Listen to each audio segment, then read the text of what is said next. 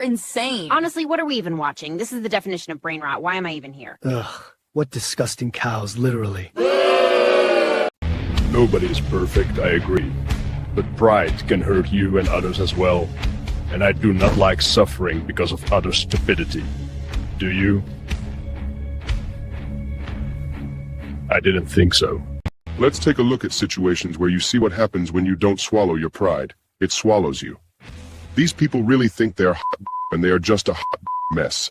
Let's Welcome to Loud Cow 101. I'm here to teach you about that prideful sin of talking big and thinking small. Keyboard dropping heat in the chat but never touching grass. Stay cool. Headset on, humility off. A loud cow thinks noise equals power. Real Scroll long enough and you find them. The loud one who thinks volume equals charisma, the money flexer, the attention vacuum with a ring light, the living health code violation, the fake prank factory, the get rich now guru, the rage machine, and the guy who reacts to a video by barely staying awake. Different flavors, same feeling. Maybe let's log off.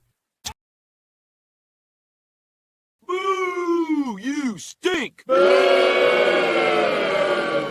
Are you serious? These people are insane. Honestly, what are we even watching? This is the definition of brain rot. Why am I even here? Ugh, what disgusting cows, literally.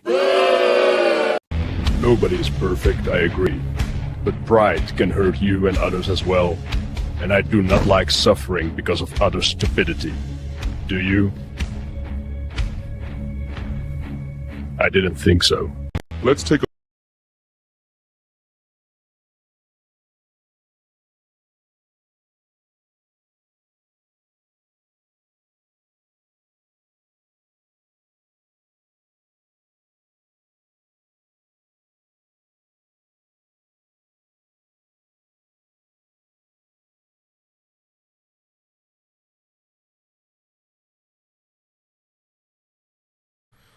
Yo, ladies and gentlemen, this is your Law Cow Pride, and you probably can guess the pride of, yeah, the sin of pride. I don't know why I said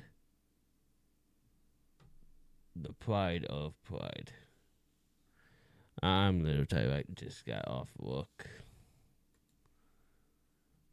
But let us react to this. I know I'm late. I think. Let me actually check. When did this came out? 7 days ago. So today, a week ago. Today. DSP seemed like he got drunk. Wings caught him. And he got his ass chewed out by his wife. No, I subscribe to you and I randomly, every once in a while. Oh. I had my headphone on. Nope, I didn't. I did a DSP shit.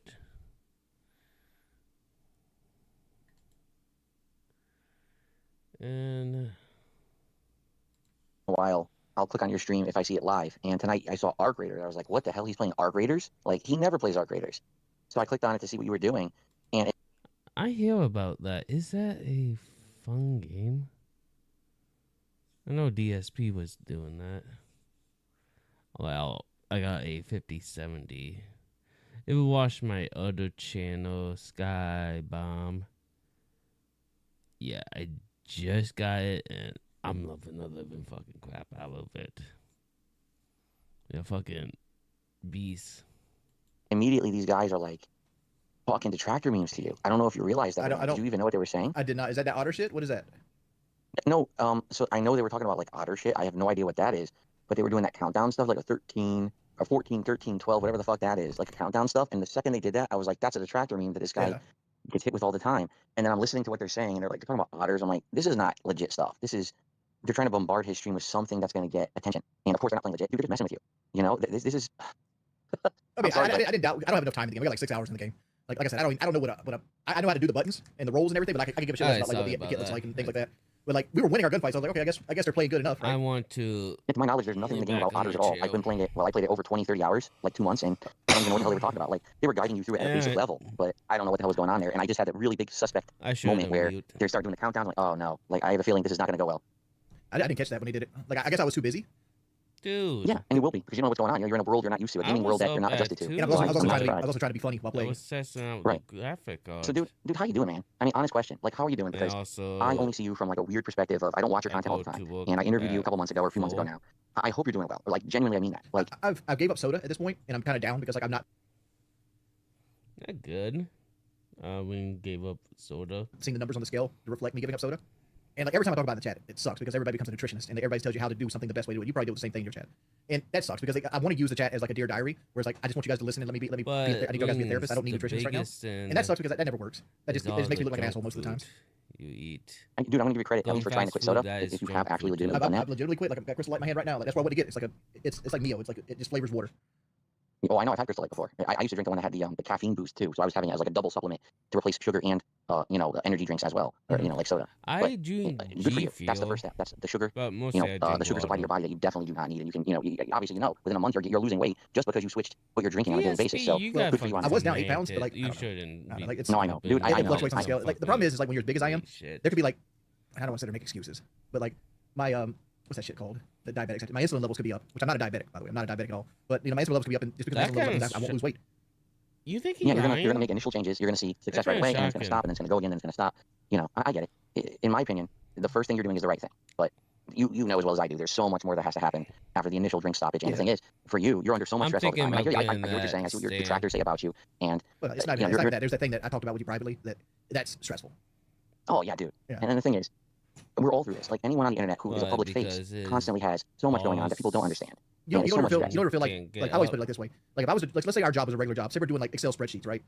And to put it apples to apples, like every time I go to click on Excel spreadsheet box, I'm gonna take my mouse and move it 5 feet to the right. That's what it feels like to do this job with the level of like scrutiny that me and you both get. There's a lot of people, we're not by ourselves in this, but it feels like there's always somebody trying to move the goalpost 5 feet every time you go somewhere. So you never can get ahead because of that. Yeah, and it doesn't matter. When you get to the level that we're both at, where you have so many people who are micromanaging every single thing you do, they're analyzing every single thing you say and how you do it, every mannerism that you move on camera, right? It doesn't matter if you improve, if you actually do or not. To them, it's just another thing for them to cover. It's just another thing for them to make content out of. Oh, that's Even if you're doing bad something. or good. And that's the thing. You could do bad, you could do good. They don't care. All they want to do is get another video, another little clip, another soundbite, another thing to post on Reddit, another thing to post on X that they can make money off of.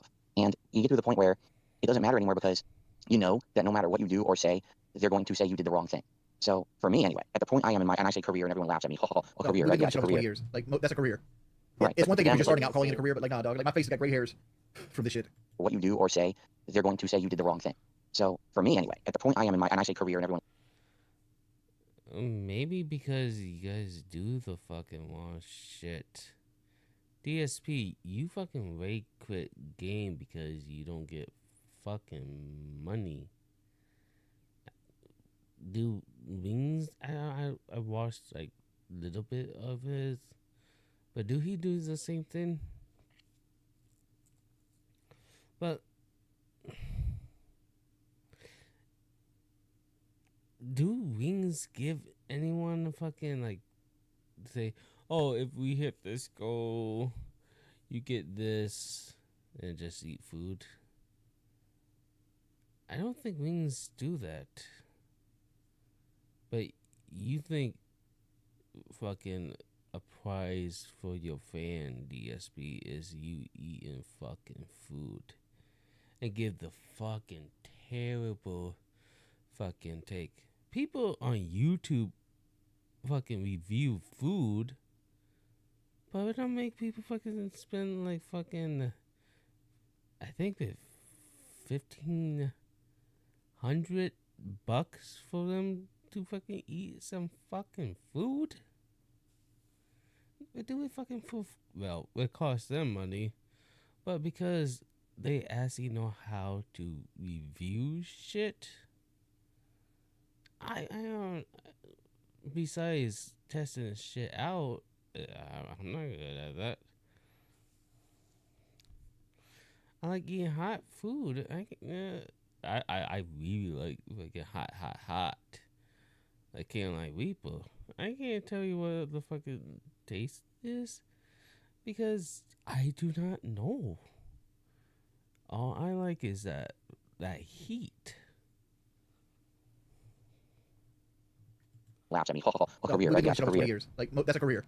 Right. It's one But thing if you're them, just like- starting out calling it a career, but like no, dog. Like my face has got gray hairs from this shit.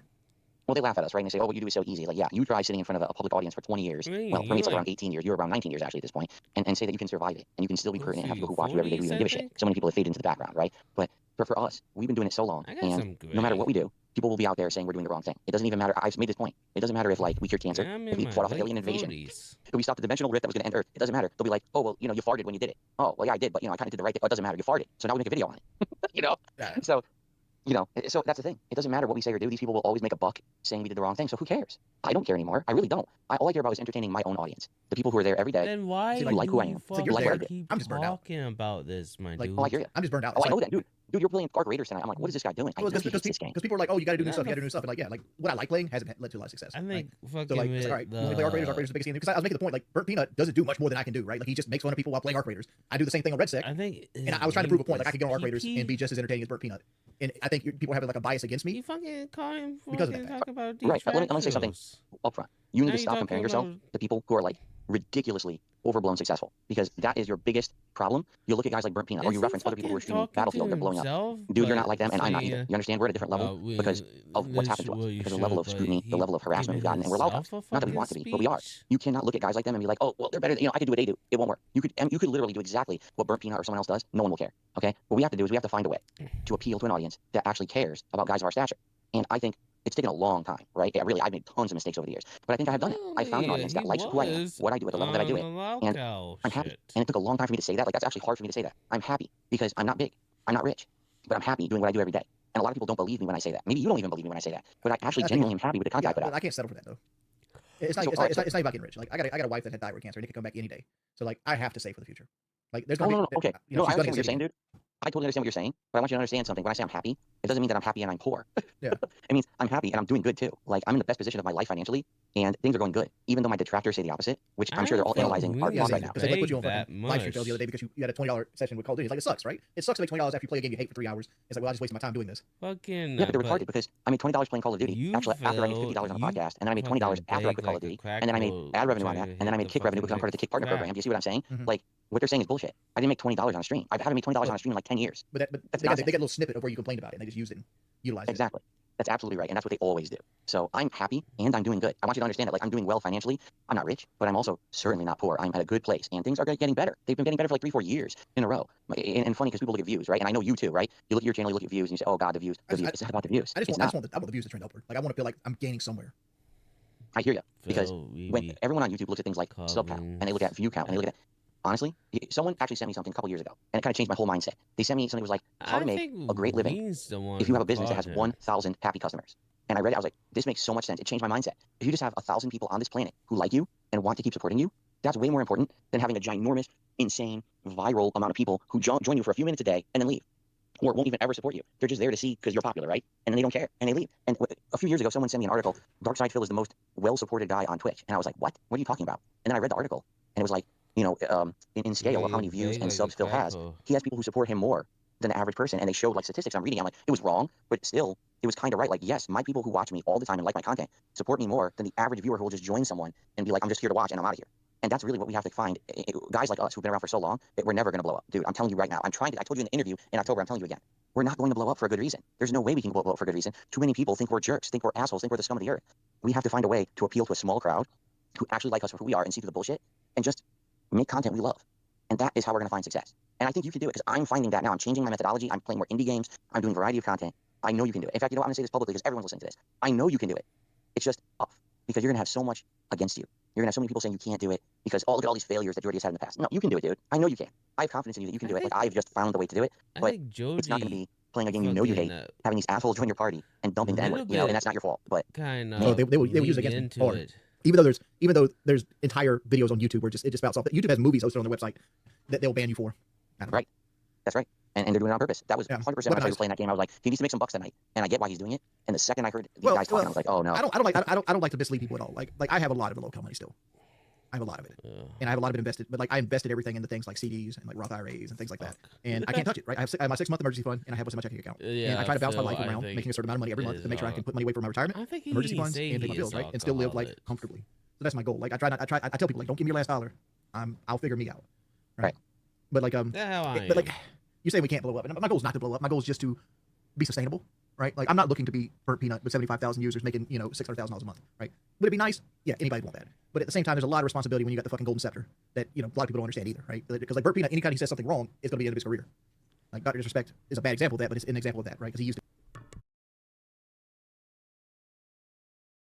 Okay, but been like 15 minutes and I'm usually don't get up in my stream on my main channel at 15. But I didn't think ahead. Give me a couple seconds. Let me fill up my cup with some water. My work is really dusty and yeah, my throat is dried.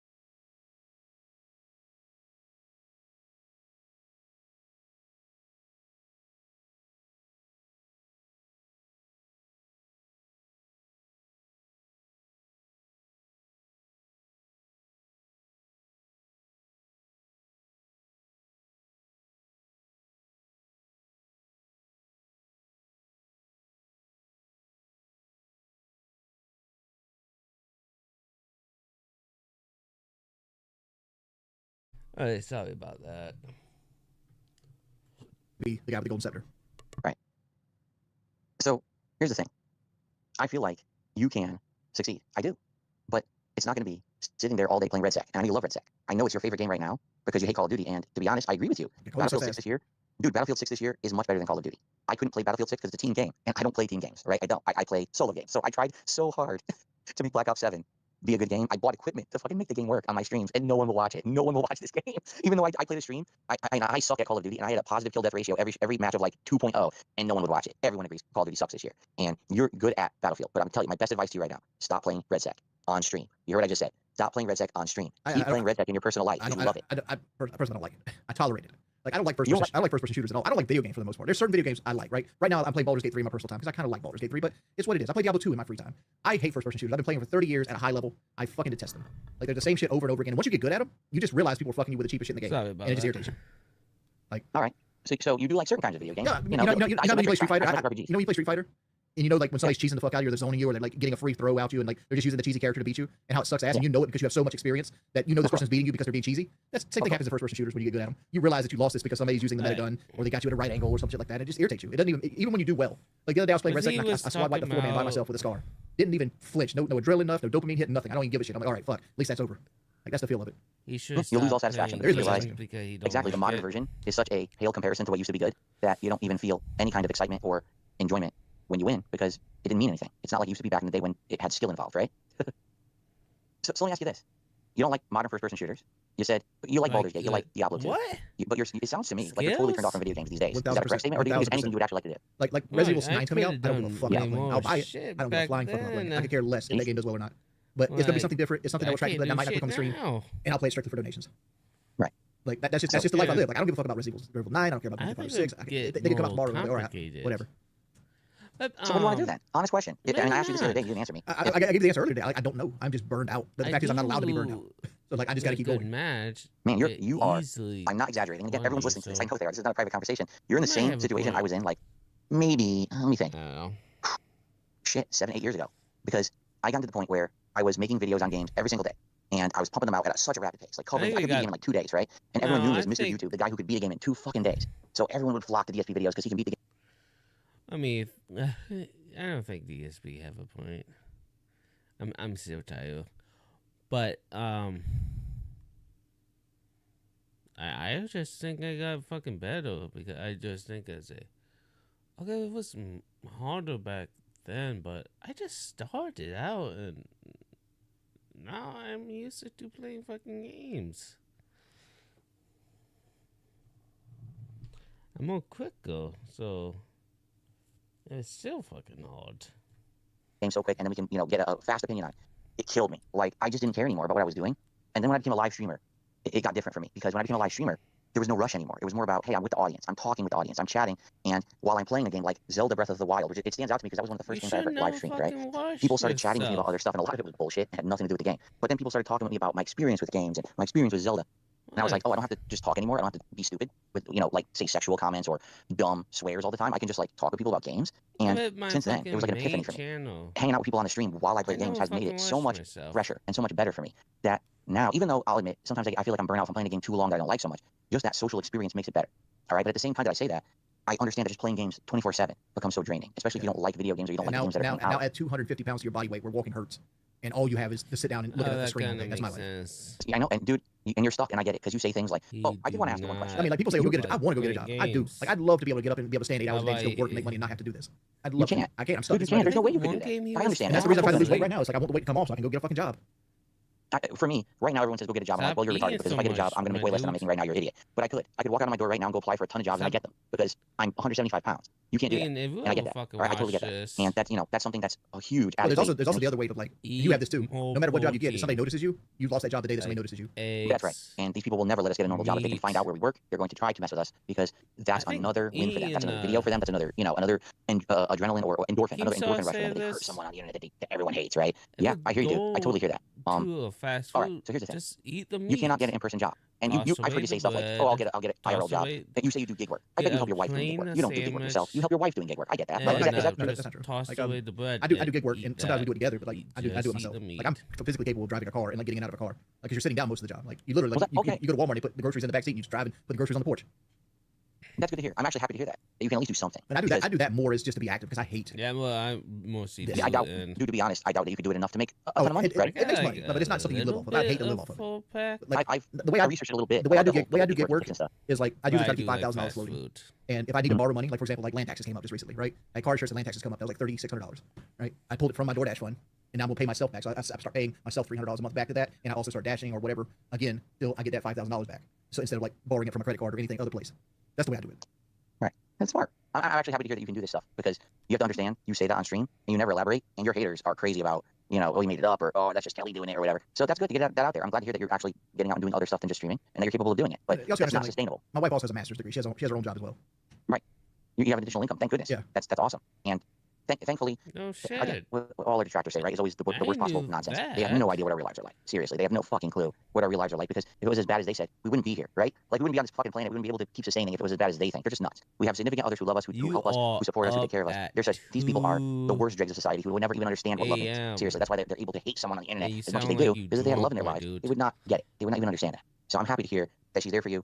And it's not just you doing everything. That's awesome. And since we're doing like that, like I don't feel like another thing with weight loss is like I don't feel like I treat Kelly good enough as a husband because I don't have the libido, right? Like so, like our romantic life could be so much more, but my body just doesn't make the chemicals needed for me to like push for that kind of stuff. So like it ends up.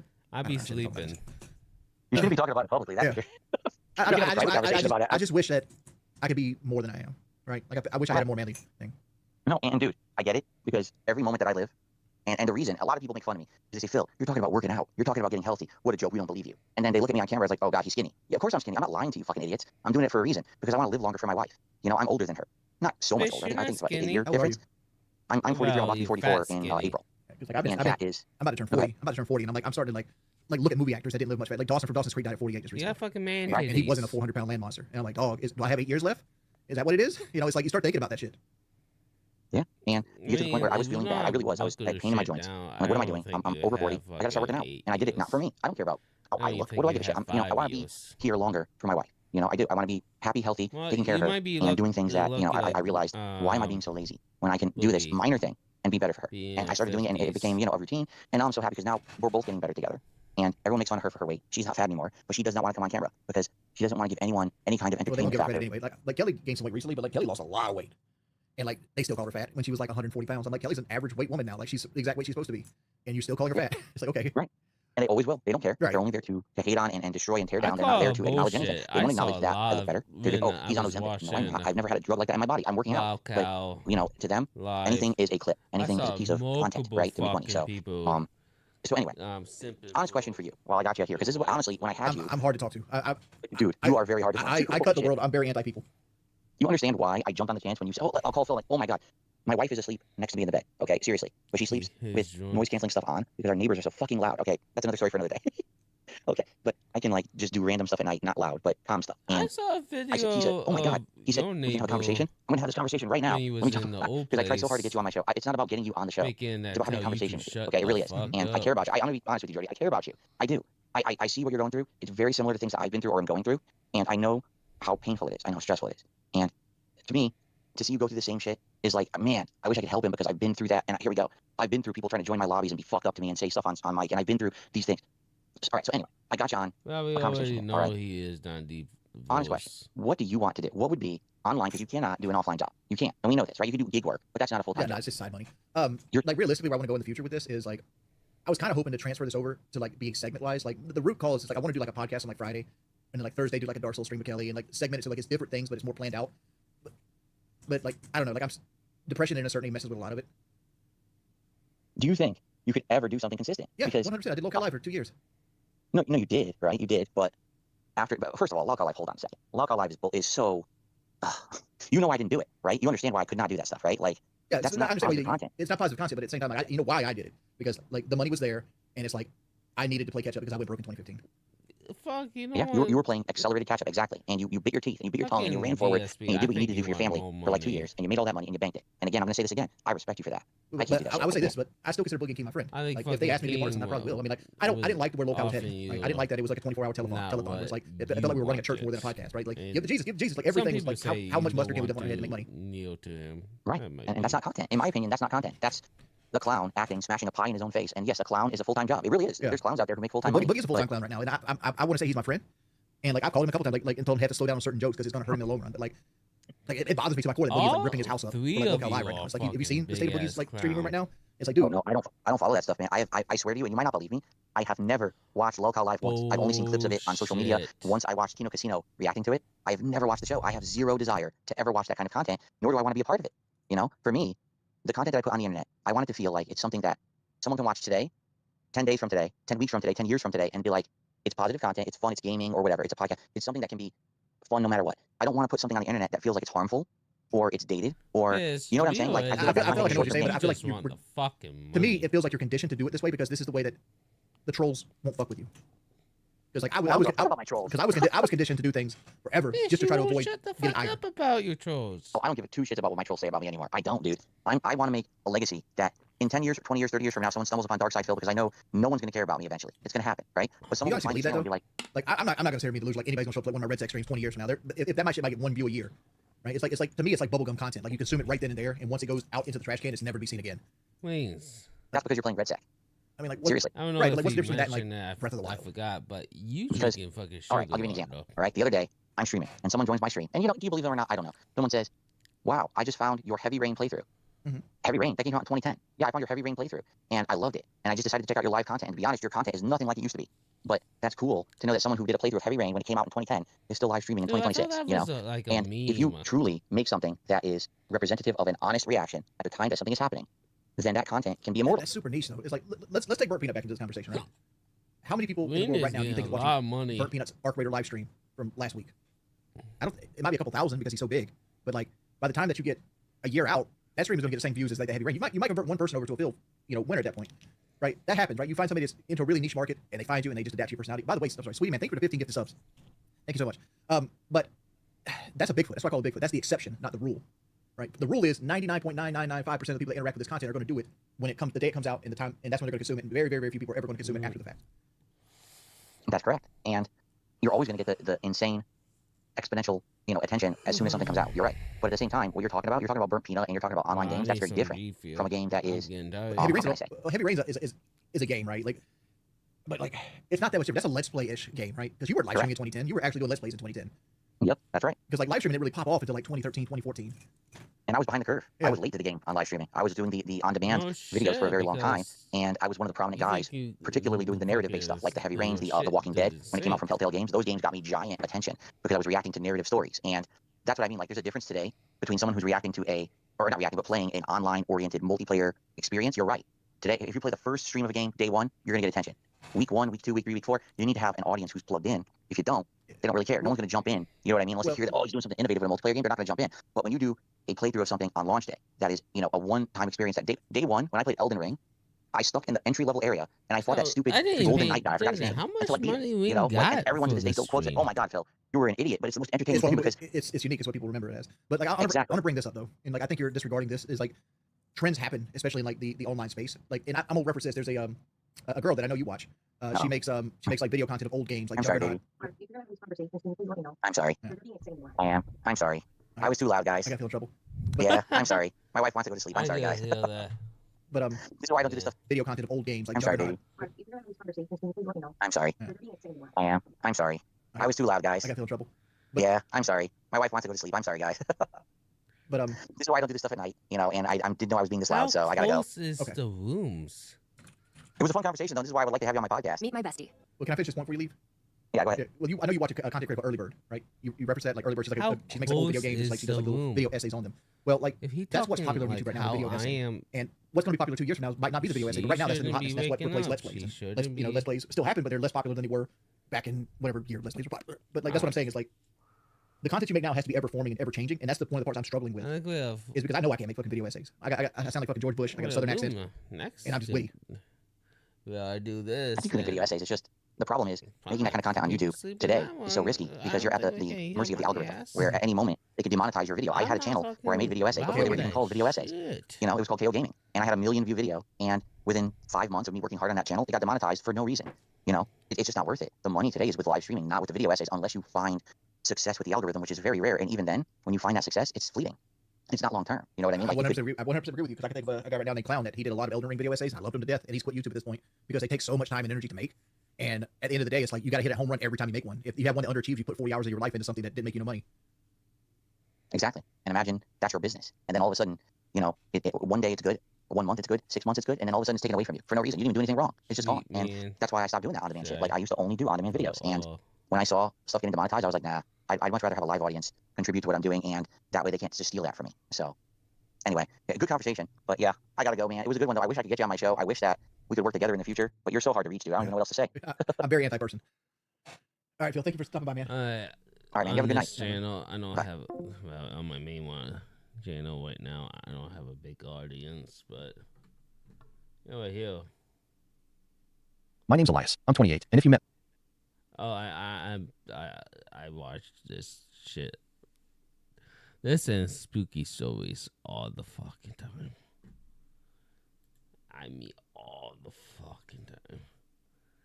That's what mostly I listen to. A subscription service where they were telling.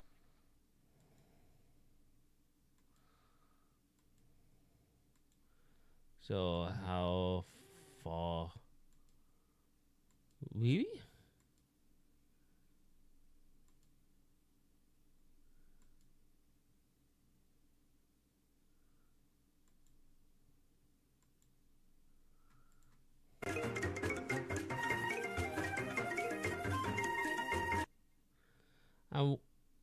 I was late. I want to do this at 1 my time. And I think I got it up at 2. So he's still less than an hour in his fucking little coping section. What the fuck?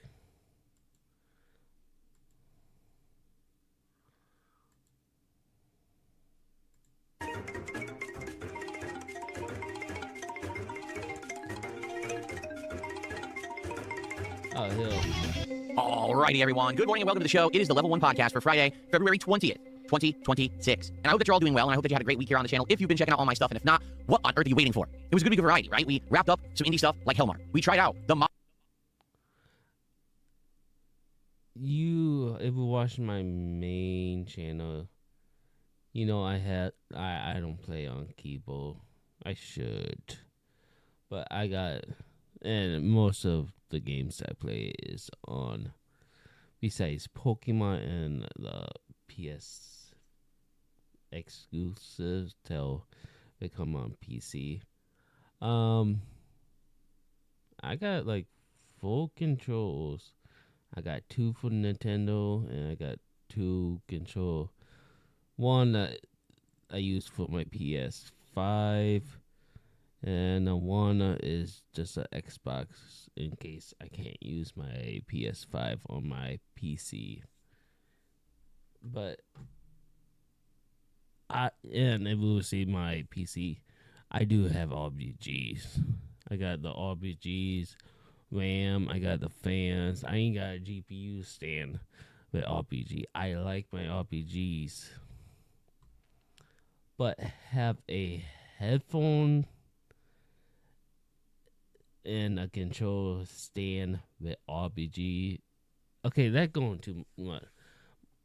Fuck, I had a freaking one of my ex fucking got me a cushion for my chair. Have RBC. And you had to plug into a wall thing, like how you charge your phone. And I don't fucking plug in. Yeah, I find that stupid.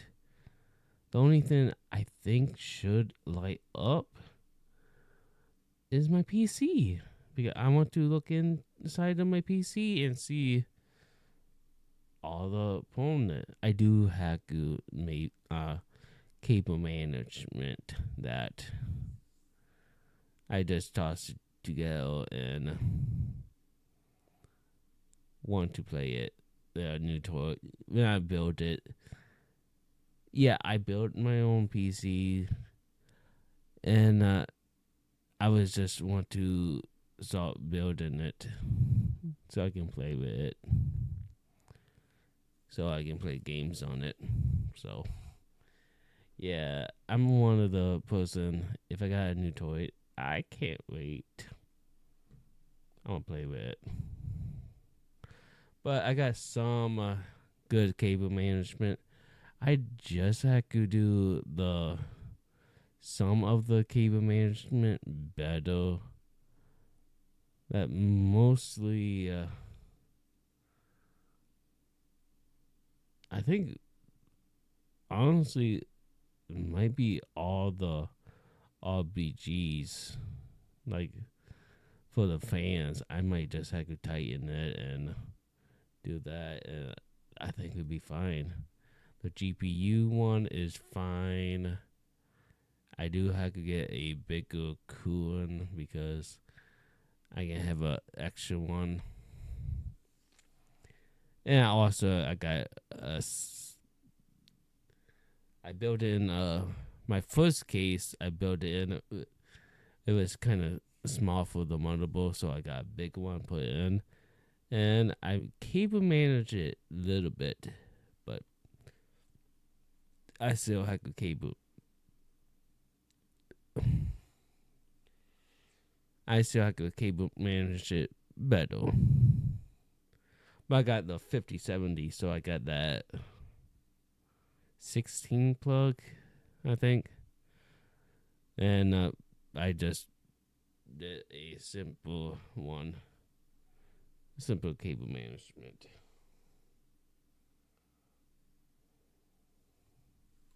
Modern take on the Virtual Boy, and even messed around with some retro games on the Nintendo Switch Online expansion pack. Please tell me his fucking mic stand is not RBG. Please fucking God tell me it would not. We continued with awesome playthroughs like Hollow Knight and, of course, RimWorld. Well, we struggled a little bit with Street Fighter 6, admittedly, and then last night we tried something different with Deadlock. Oh yeah, and Dragon Quest. I mean, wow, what a week of variety here on the channel. There was a little bit of something for everyone. The only thing I want two things what I want of his. God damn it. I've been fucking good at pausing. That is a fucked up face. What? He looked like he got punched in the face and his nose is broken. What the fuck? But, I want this. The little one, this fucking, with the kick symbol on it. No matter what kind of game is your specialty or your forte, if you're looking for gaming, this has been the place. Now, what I'd like to do today, play a little catch up, get everyone to know about what's going on and what's actually happening. No. If we want to look for gaming, if we want somebody who have a little dirty mind and not go really dark and his dark humor like DSP and the fucking Dead Space shirt with the last freaking the joke he did with the fucking Nazi fucking with Dead Space. Yeah, that is fucked up. Happening next week, because next week there's going to be not one but two new games starting in the rotation, one of which is one of the biggest releases of the year, and another is a big question mark. So we'll talk about that. And, like I said, we have a marathon coming up on March 6th, okay? It is the Retrothon. You guys have expressed interest to see me play a series of retro games here on the channel, and a marathon is a great setting to test the waters on a few of them, see if any of them are interesting or fun, and maybe you even want to see them as playthroughs in the future. However, being that we're going to be playing these retro games on the Nintendo Switch 2... I'm playing on my main channel, Resident Evil 9. I'm playing it because I like Resident Evil. Like, I'm playing Resident Evil 3 for... I beat it on my channel. And I just want to test it out with my new GPU. And I got Resident Evil 2, and I'm beating that. A problem arises in that I only have one modern controller for the Nintendo Switch 2, and that's the Joy-Cons. Now, I do have other controllers from the Switch 1 that potentially would work with it, but they're not great. Like, for example, I do have a Switch 1 Pro controller, but the D-pad never worked on that. So you can't play retro games with it, it just won't control them well. I had a Hori pad, same deal, where the pad also wasn't very good. So really, I just don't have a solution for any kind of 2D platforming game. They're not good? All my Nintendo Switch control. How bad he fucking treat his shit? My shit... I got it back when... well, not new, but I think it was... a year in Pokemon Sword and Shield. And I got the second one, Nintendo. That shit was still good. Then I got Nintendo OLED, and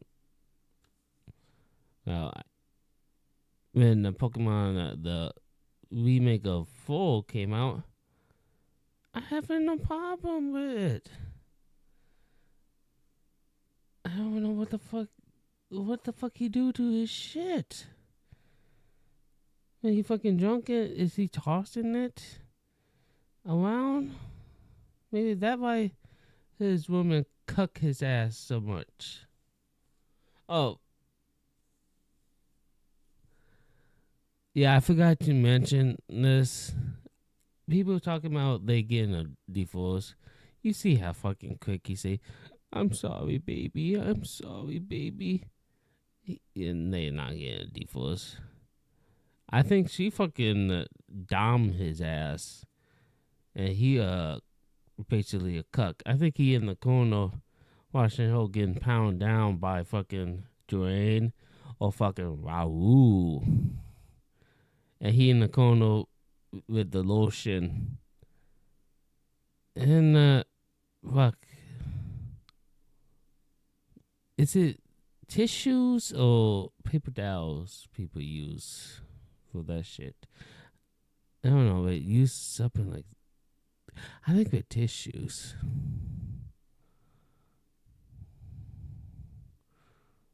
But when I blow my nose, oh fuck.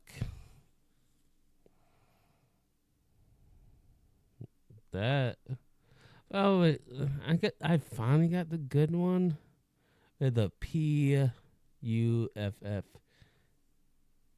ones, and that actually hold. But I had old one of it was, but not old, but it was cheap. That shit break down so easily. Or retro game. So we have to look at stuff today, and you guys have been recommending a few different things. Like I've looked on Amazon myself, and that 8-Bit Dough company seems to make a bunch. They have one that looks like an SNES controller. They have other ones that look higher end than that. And I'm just curious, what do you guys think? So today live, I'm gonna try to get feedback from the viewers. What kind of controllers did they use with Switch 2? And we're gonna go shopping a little bit and see what we can find. Okay? So that should be pretty good. No, Kimikaze says, I got one question. I found out some of my controls, or at least the Xbox one, when it died, about the battery about to die, and then when we switch it out, and yes, I got a chargeable one, so I don't have to keep buying fucking batteries. I'd be fucked if that is the case.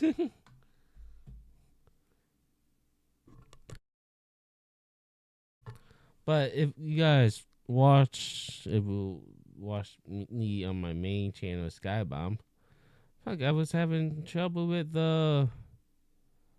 like moving around, and find out my controller was dying, so I just switched out the battery. Is that the fucking reason why he just too stupid not realize he might need just to charge his shit? But he wants to waste money on new shit. Did he even test out fucking charging it? is your Wolverine not capable with the Switch 2? No, this controller, which is the controller I use for everything now, is the Razer Wolverine 8K Pro, I believe it's called. It might even be called the V2 8K Pro or something like that. It's PC only. It does not work with consoles. So even when I play a console, like for example, we did play one stream on PlayStation 5, remember? And when we did that, I had to use the actual... I got one, I got it for like $30. I got it for my Nintendo Switch. It can fucking use for my PC, my PS5, and even if I had an Xbox, we say we could use it for the Xbox. I really fucking doubt it was just for PC. Literally, I saw someone use a PS5 controller on an Xbox. So I really fucking doubt that. PS5 controller last Friday when we tried God of War Sons of Sparta. If I were to play on the Xbox console, this also doesn't work with that. It only works with PC. So it's a great controller. It's amazing. I love it for every game I've used it with, but it's PC only. Hence why I need to get something that's going to work with the Switch too. For the record, which is the controller I use for everything now, is the Razer Wolverine 8K Pro, I believe it's called. It might even be called the V2 8K Pro or something like that. It's PC only. It does not work with consoles. So it's a modern controller for the Nintendo Switch 2, and that's the Joy-Con. Now, I do have other controllers from the Switch 1 that potentially would work with it, but they're not great. Bullshit. Like, for example, I do have a Switch 1 Pro controller, but the D-pad never worked on that. So you can't play retro games with it. It just won't control them well. I had a Hori pad, same deal, where the pad also wasn't very good. So really, I just don't have a solution for any kind of 2D platforming game or retro game. So we have to look at stuff today, and you guys have been recommending a few different things. Like, I've looked on Amazon myself, and that 8-Bit Dough company seems to make a bunch. They have one that looks like an SNES controller. They have other ones that look higher end than that. And I'm just curious, what do you guys think? So today live, I'm going to try to get feedback from the viewers. What kind of controllers did they use with Switch 2? And we're going to go shopping a little bit and see what we can find, okay? So that should be pretty good. No, Kimikaze says, is your Wolverine not capable with the Switch 2? No, this controller, which is the controller I use for everything now, is the Razer Wolverine 8K.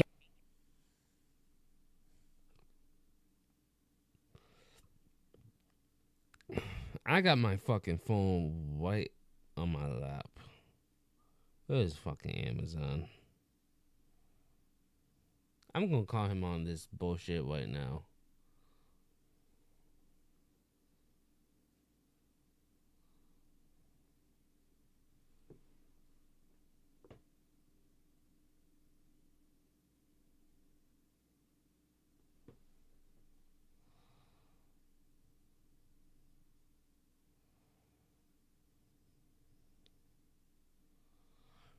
Give me a second.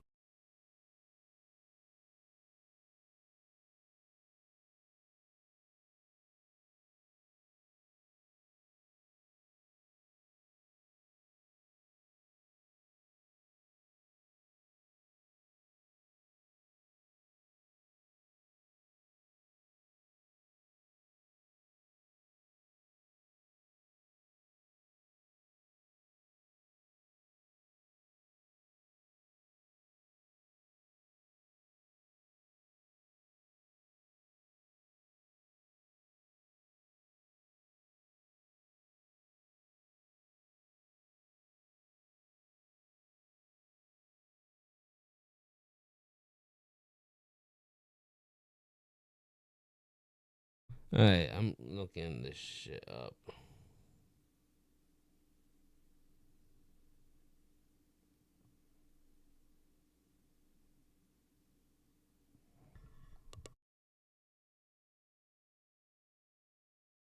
A Pro, I believe it's called. It might be called V2 AK Pro or something like that.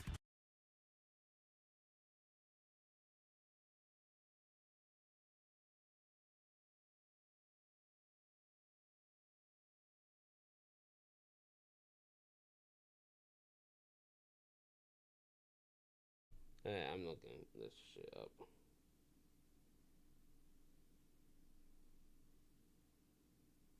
Yo.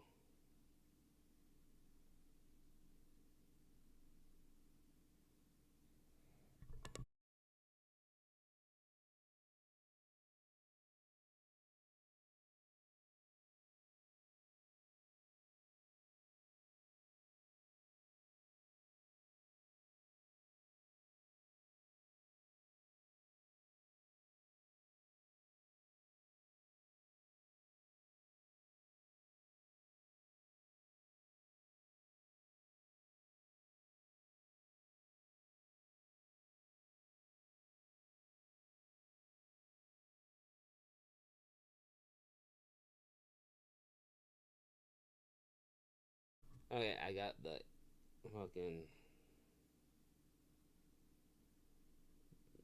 Well, this look like it could be his fucking shit. I had a Hori pad, same deal, where the pad also wasn't very playthrough in the future. However, being variety here on the channel, there was a little bit of something for everyone, no matter what kind of game is your specialty or your forte. If you're looking for gaming, this has been the place. Now, what I'd like to do today is play a little catch up, get everyone to know about what's going on and what's actually 8K Pro, I believe it's called. It might even be called V2. A little bit and see what we can find, okay? So that should be pretty good. No, Kamikaze says, is your Wolverine not capable with the Switch 2? No, this controller, which is the controller I use for everything now, is the Razer.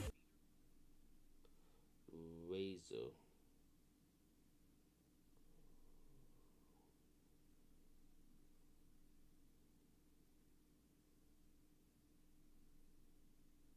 Alright.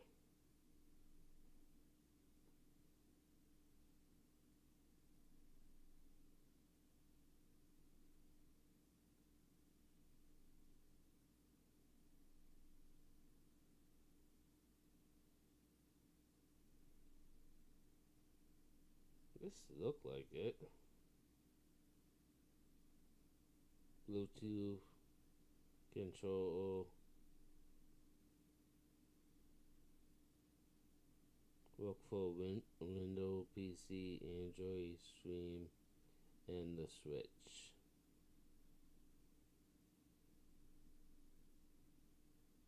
And it probably work for Xbox and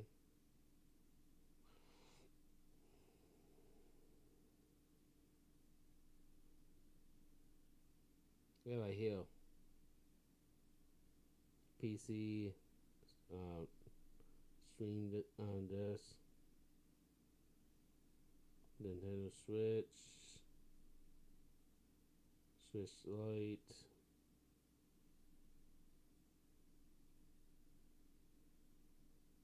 Oh, okay.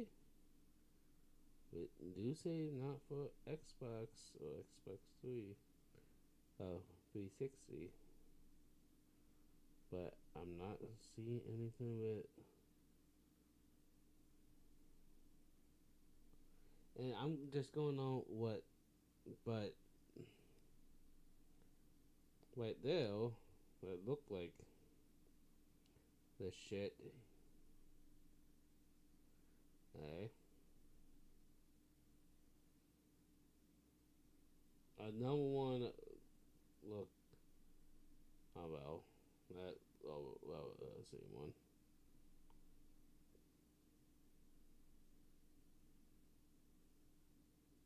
Then PC, Nintendo Switch.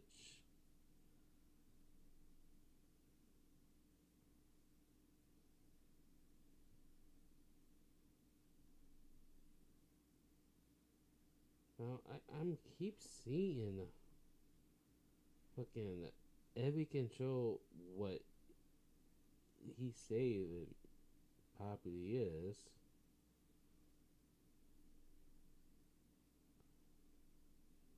Saying it can do for Nintendo Switch and other shit, not just a PC can control. So this is he just full crap.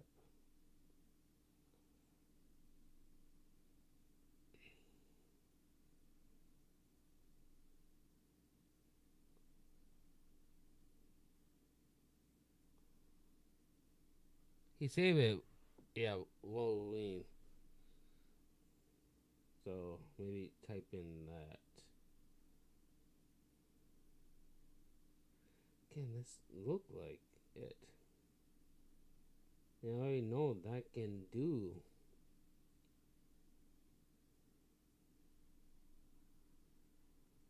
Oh, I think I found it, but he really spent fucking $200 on this.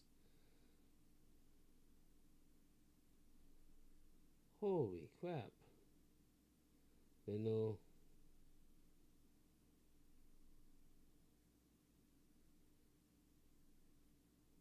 What the hell?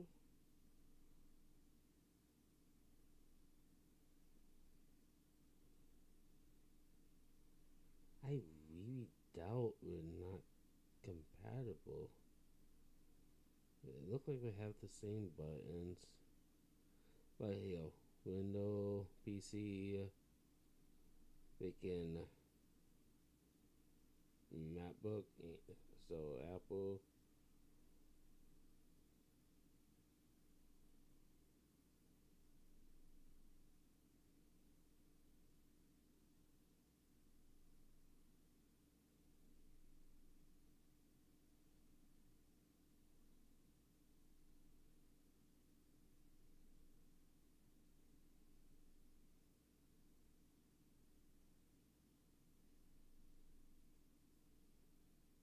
I really doubt he can't use it. Okay. This look just like what he have.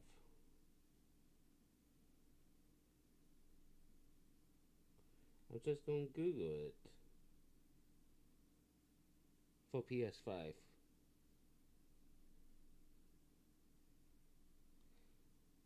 Oh, no. For did he say it won't work for Xbox? I'm looking it up right now. They say yes for Xbox, not not PlayStation 5. Isn't that weird?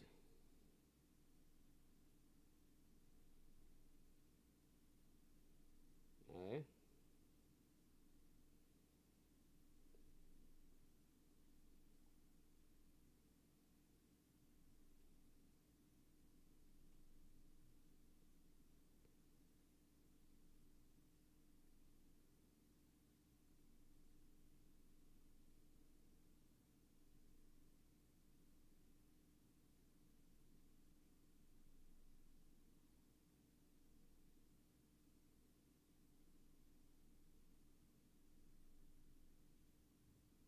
is not okay.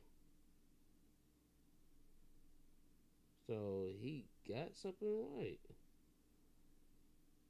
That's shocking.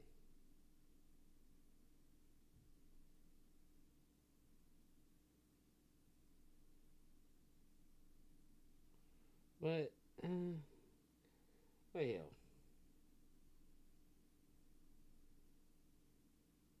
yeah, I have seen somebody play.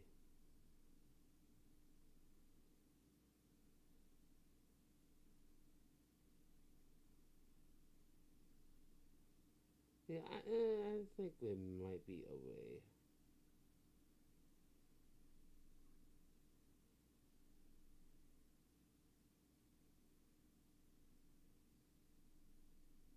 Well,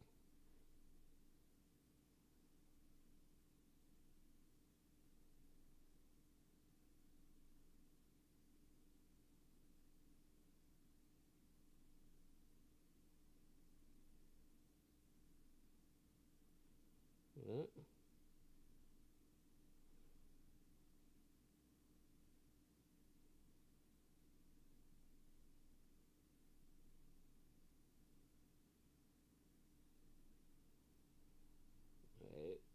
sorry.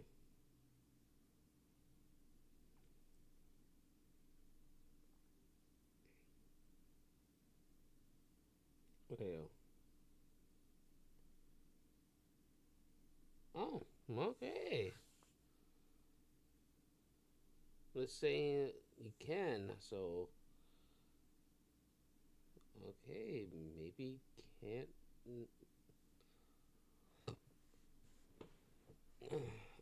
Let me. I can look this up.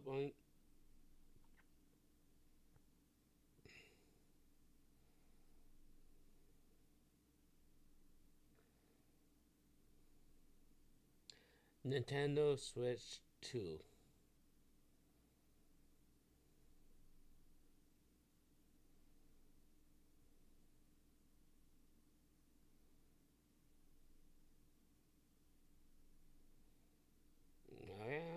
Okay, he got something right. A broken clock is right 2 times a day. Wolverine 8K Pro, I believe it's called. It might be called V2 8K Pro or something like that. It's PC only. It does not work with consoles. So even when I play a console, like for example, we did play one stream on PlayStation 5, remember? And so he is wrong. Because say white, I'm pretty sure on Amazon they have to say they look for, even if you look it up on Google, it say PS5, no. Nintendo Switch 2, no. But Xbox, yes.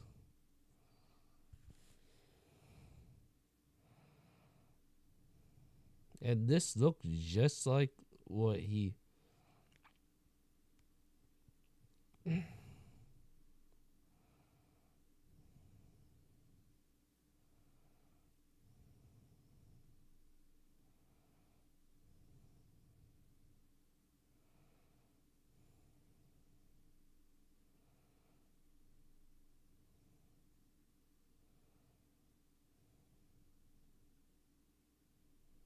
Yeah, but multiple people playing on the Xbox.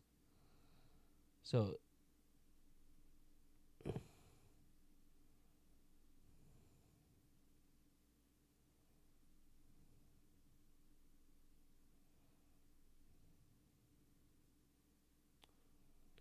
And then even people showing you how to connect.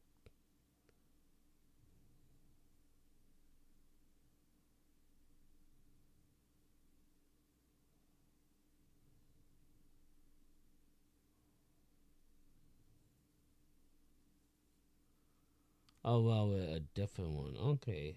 I get it. But he is wrong. But literally, I look it up and I saw multiple videos where people have used it for Xbox. So right off the bat, that is a bullshit lie. When we did that, I had to use the actual PS5 controller last Friday when we tried God of War Sons of Sparta. If I were to play on the Xbox console, this also doesn't work with that. It only works with PC. So it's a great controller. It's amazing. I love it for every game I've used it with, but it's PC only. Hence why I need to get something that's going to work. No, it isn't. The only thing else I can see is Xbox. And I'm not gonna test it out. I'm not gonna spend $200 on a fucking control. I think the more expensive control I spent money on was a little over $100, and that for a custom control of it. I love horror movies, and now I'm starting to like horror games. Yeah, bloody control. I get a new one. I let my ex. Well, maybe my ex. I don't know. Complicated. Fucking use it to like play movies. I don't have it back. And I really love the fucking control. So I'm not happy about that. I'm still fucking pissed about that. With the Switch too. For the record, I've been using this controller for Hollow Knight, and I love it. Like, this D-pad seems to work really well with Hollow Knight, much better actually than the controls that I had when I was using the Xbox. But I got something better. My Spider-Man 2 control for PS5. I'm loving that even more. The 2-pad for Silksong. So, Razer, Wolverine controller, top-notch stuff for PC gaming. I recommend it, but it's PC exclusive.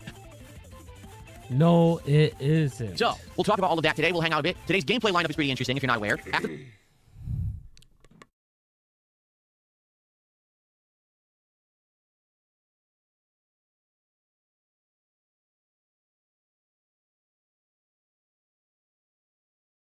And I don't know if it might just put it on for like kind of trish for the thumbnail. But I saw somebody when I type into Google on PS5, I see people, I don't know if it want full PS5 or the same one but in a different color. But I see people using stuff like that on PS5. The podcast, we'll be checking out a game called Marvel Cosmic Invasion. So this is a game that came out in December, so it's not that old, only a couple of months old. And it is very much a throwback homage to the beat-em-up side-scrollers of the past. Games like Teenage Mutant Ninja Turtles, the arcade game, or The Simpsons arcade game, or Final Fight, Streets of Rage. It plays like those games. I would actually say, to some extent, it even plays like more modern ones like Guardian Heroes, where it has like special moves for certain characters. And that's really cool. It also has a wide cast of characters from across the Marvel Universe, and the incentive of the game is not just to play through it and survive and beat it, but each stage has special challenges for different characters. So as you play, not only are you just trying to survive, but you're actually trying to do unlockable challenges to get more content in the game, making it more fun. Every stage, you're incentivized to pick different characters, so you see a wide variety over the course of your playthrough, rather than just using, say, 2 characters the whole game. So I'm excited for that. I think this is going to be a chill stream today. And hopefully, you guys will stick around for it. People wanted me to play this back in December, but we were so wrapped up with other playthroughs at the time of the project, we're finally getting around to it now. Hopefully it works. You know, I don't know if this is a game that will need more than one stream. People have said that it is a pretty short game to Game Pass, so maybe it'll just be a one and done, or it could actually be something that needs multiple streams. I don't know. Let's find out today, and I hope you'll stick around for it, considering the fact people asked for this for 2 months. I do hope that people will be here for it and check it out. I think it looks great. We did play about 30 minutes of it during my marathon 2 weeks ago, so now we're getting back to it. In fact, that's what the color scheme is today. This is Annihilus' color scheme. Annihilus is the villain of the game, and he's retro Marvel, so his color scheme, no exaggeration, is purplish pink and neon green, so I made the lighting that today. So good stuff. And thank you for chilling with me here today. Tonight on the late stream, Friday Night Fights returns with Street Fighter 6, and I'm going to go back to Honda. This will be interesting because when I first played Honda a month ago, all right, he's the only character who I actually played ranked with, and I did good. I won more than I lost, and I ended up having gaining like almost 50 rank points. So we'll see how it goes tonight. And I'll be honest, now I'm using one, so I'll probably be rusty again, but we'll see how it goes. It'll be fun. You do NVIDIA fucking green screen, and your background is not fucking there.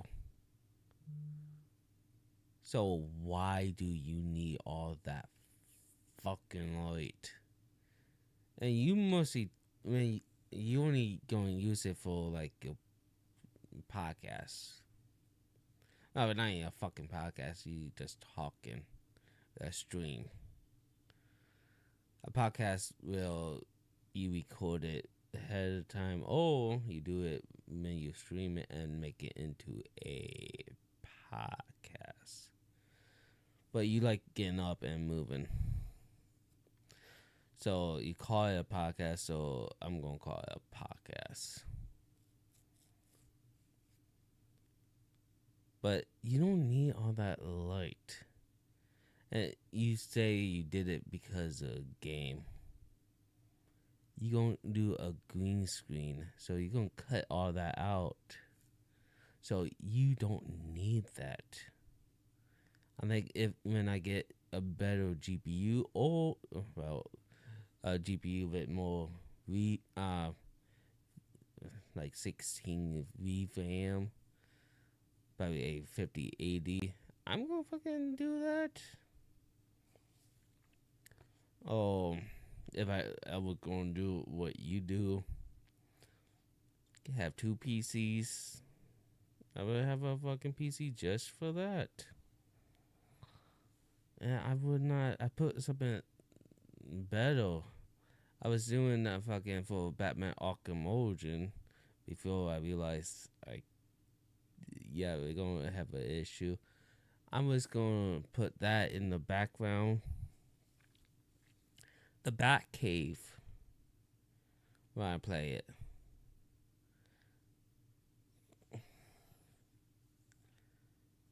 You have a good background with the fucking foam shit.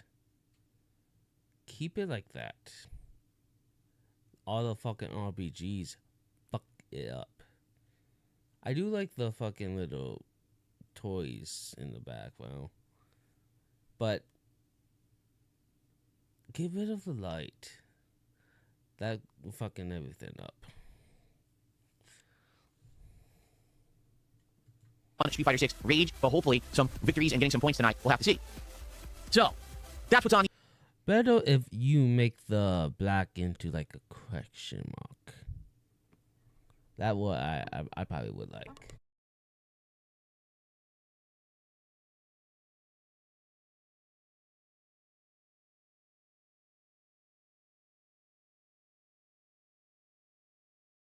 Because you're a gamer, and a lot of fucking hidden mystery stuff in the game. So, mystery items. And you're gonna find them. And so like, I suck at explaining shit. But that'd be awesome. Have the white background and with the black question mark. And have Mario. They got the Lego one. And Pac-Man have your little moving picture shit. That'd be good. Not with all the fucking RPG shit. Agenda for today. I hope that sounds good to you. It sure sounds good to me, and it's a great way to end the week. We'll talk in a moment about what's coming up next week, but before we do that, I think we should say, hello! What's up, everybody? Who do we got today? On the YouTube side, we got Chris this morning, DJ Heartbreaker, Nerexa Dev, Joshua, Rose Diamonds, Rob's Receipts, what a nice name, Rue Star, Valor, Nature Based is here. Who else is here? Silver, the Wyvern, how you doing? Lazalia Memes, what on earth? Quasar, how you doing? Pizza Time, what's up? Toasty, good morning. The Dom, Toothpick Tom, Jeff Latoya, and more. On the kick side, who do we got? How about Captain Cody the Kid? Someone on their 50th stock, apparently. Virtual Boy defeats DSP. Who else we got? Roundy Roddy Trotter. You're a Peasant. Piano-ish. Username already taken. Quarmath, excuse me. 2 Hamster. And more. In fact, Lance Catamaran just hit us up with the first contribution on the kick side this morning with 100 kicks. So thank you so much to Lance. I appreciate that very much. Let's get that on the leaderboard. So you may notice something different today on said leaderboard. What I'm going to do every day, starting today, I'm going to put the date and I'm going to put DSP Gaming stats in the leaderboard. Reason being, people have been saying, hey Phil, when we see people clip you and when we see people repost your content, we never see anything that would indicate that your channel's DSP Gaming or that your content is from a particular day. And because of that, some people get the wrong impression. They try to find your channel, they can't find it because they don't know the name of it. They're not aware that you even post modern content. I'm serious. Someone left a comment on a video 2 days ago saying, I was watching one of your videos, reposted somewhere. And I wasn't even aware it was current. I thought this was a video from years ago. So and more. On the kick side, who do we got? How about Captain Cody the Kid? That your channel's DSP Gaming, or that your content is from a particular day. And because of that, some people get the wrong impression. They try to find your channel, they can't find it because they don't know the name of it. They're not aware that you even post modern content. I'm serious. Someone left a comment on a video 2 days ago saying, I was watching one of your videos, reposted somewhere. And I wasn't even aware it was current. I appreciate that very much. Let's get that on the leaderboard. So you may notice something different today on said leaderboard. What I'm going to do every day, starting today, I'm going to put the date and I'm going to put DSP Gaming stats in the leaderboard. Reason being, people have been saying, hey Phil, when we see people clip you and when we see people repost your content, we never see anything that would indicate that your channel's DSP Gaming, or that your content is from a particular day. And because of that, some people get the wrong impression. They try to find your channel, they can't find it because they don't know the name of it. They're not aware that you even post modern content. I'm serious. Someone left a comment.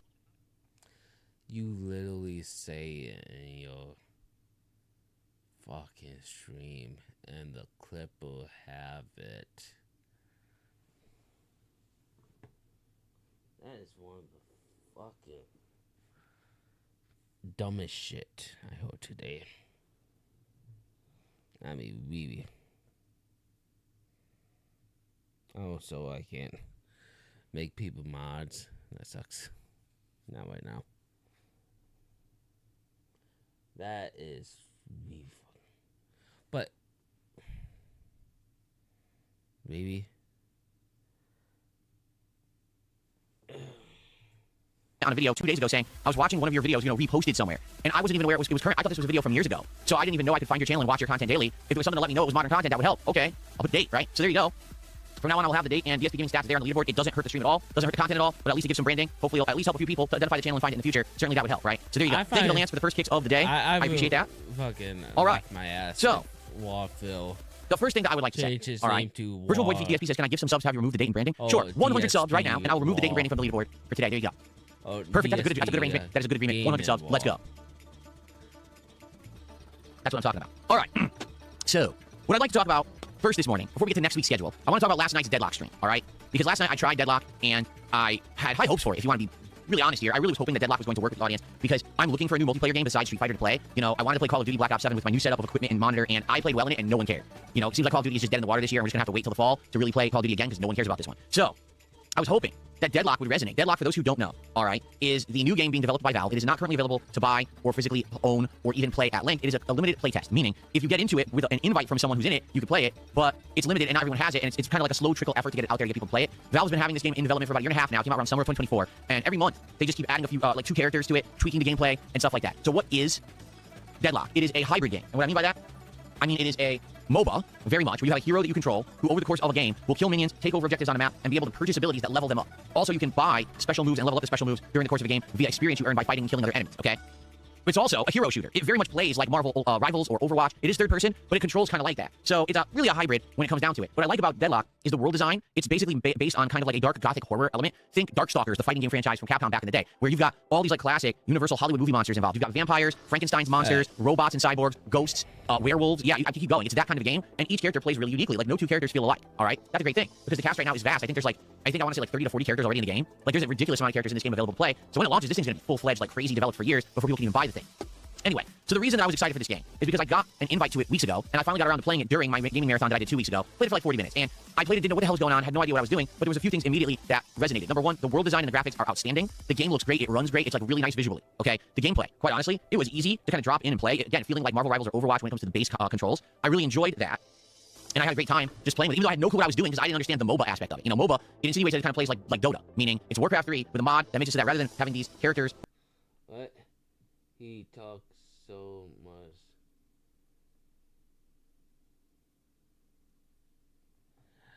I have this speed up like 2 times speed. He actually talks so slow, but yeah, he talks so much shit.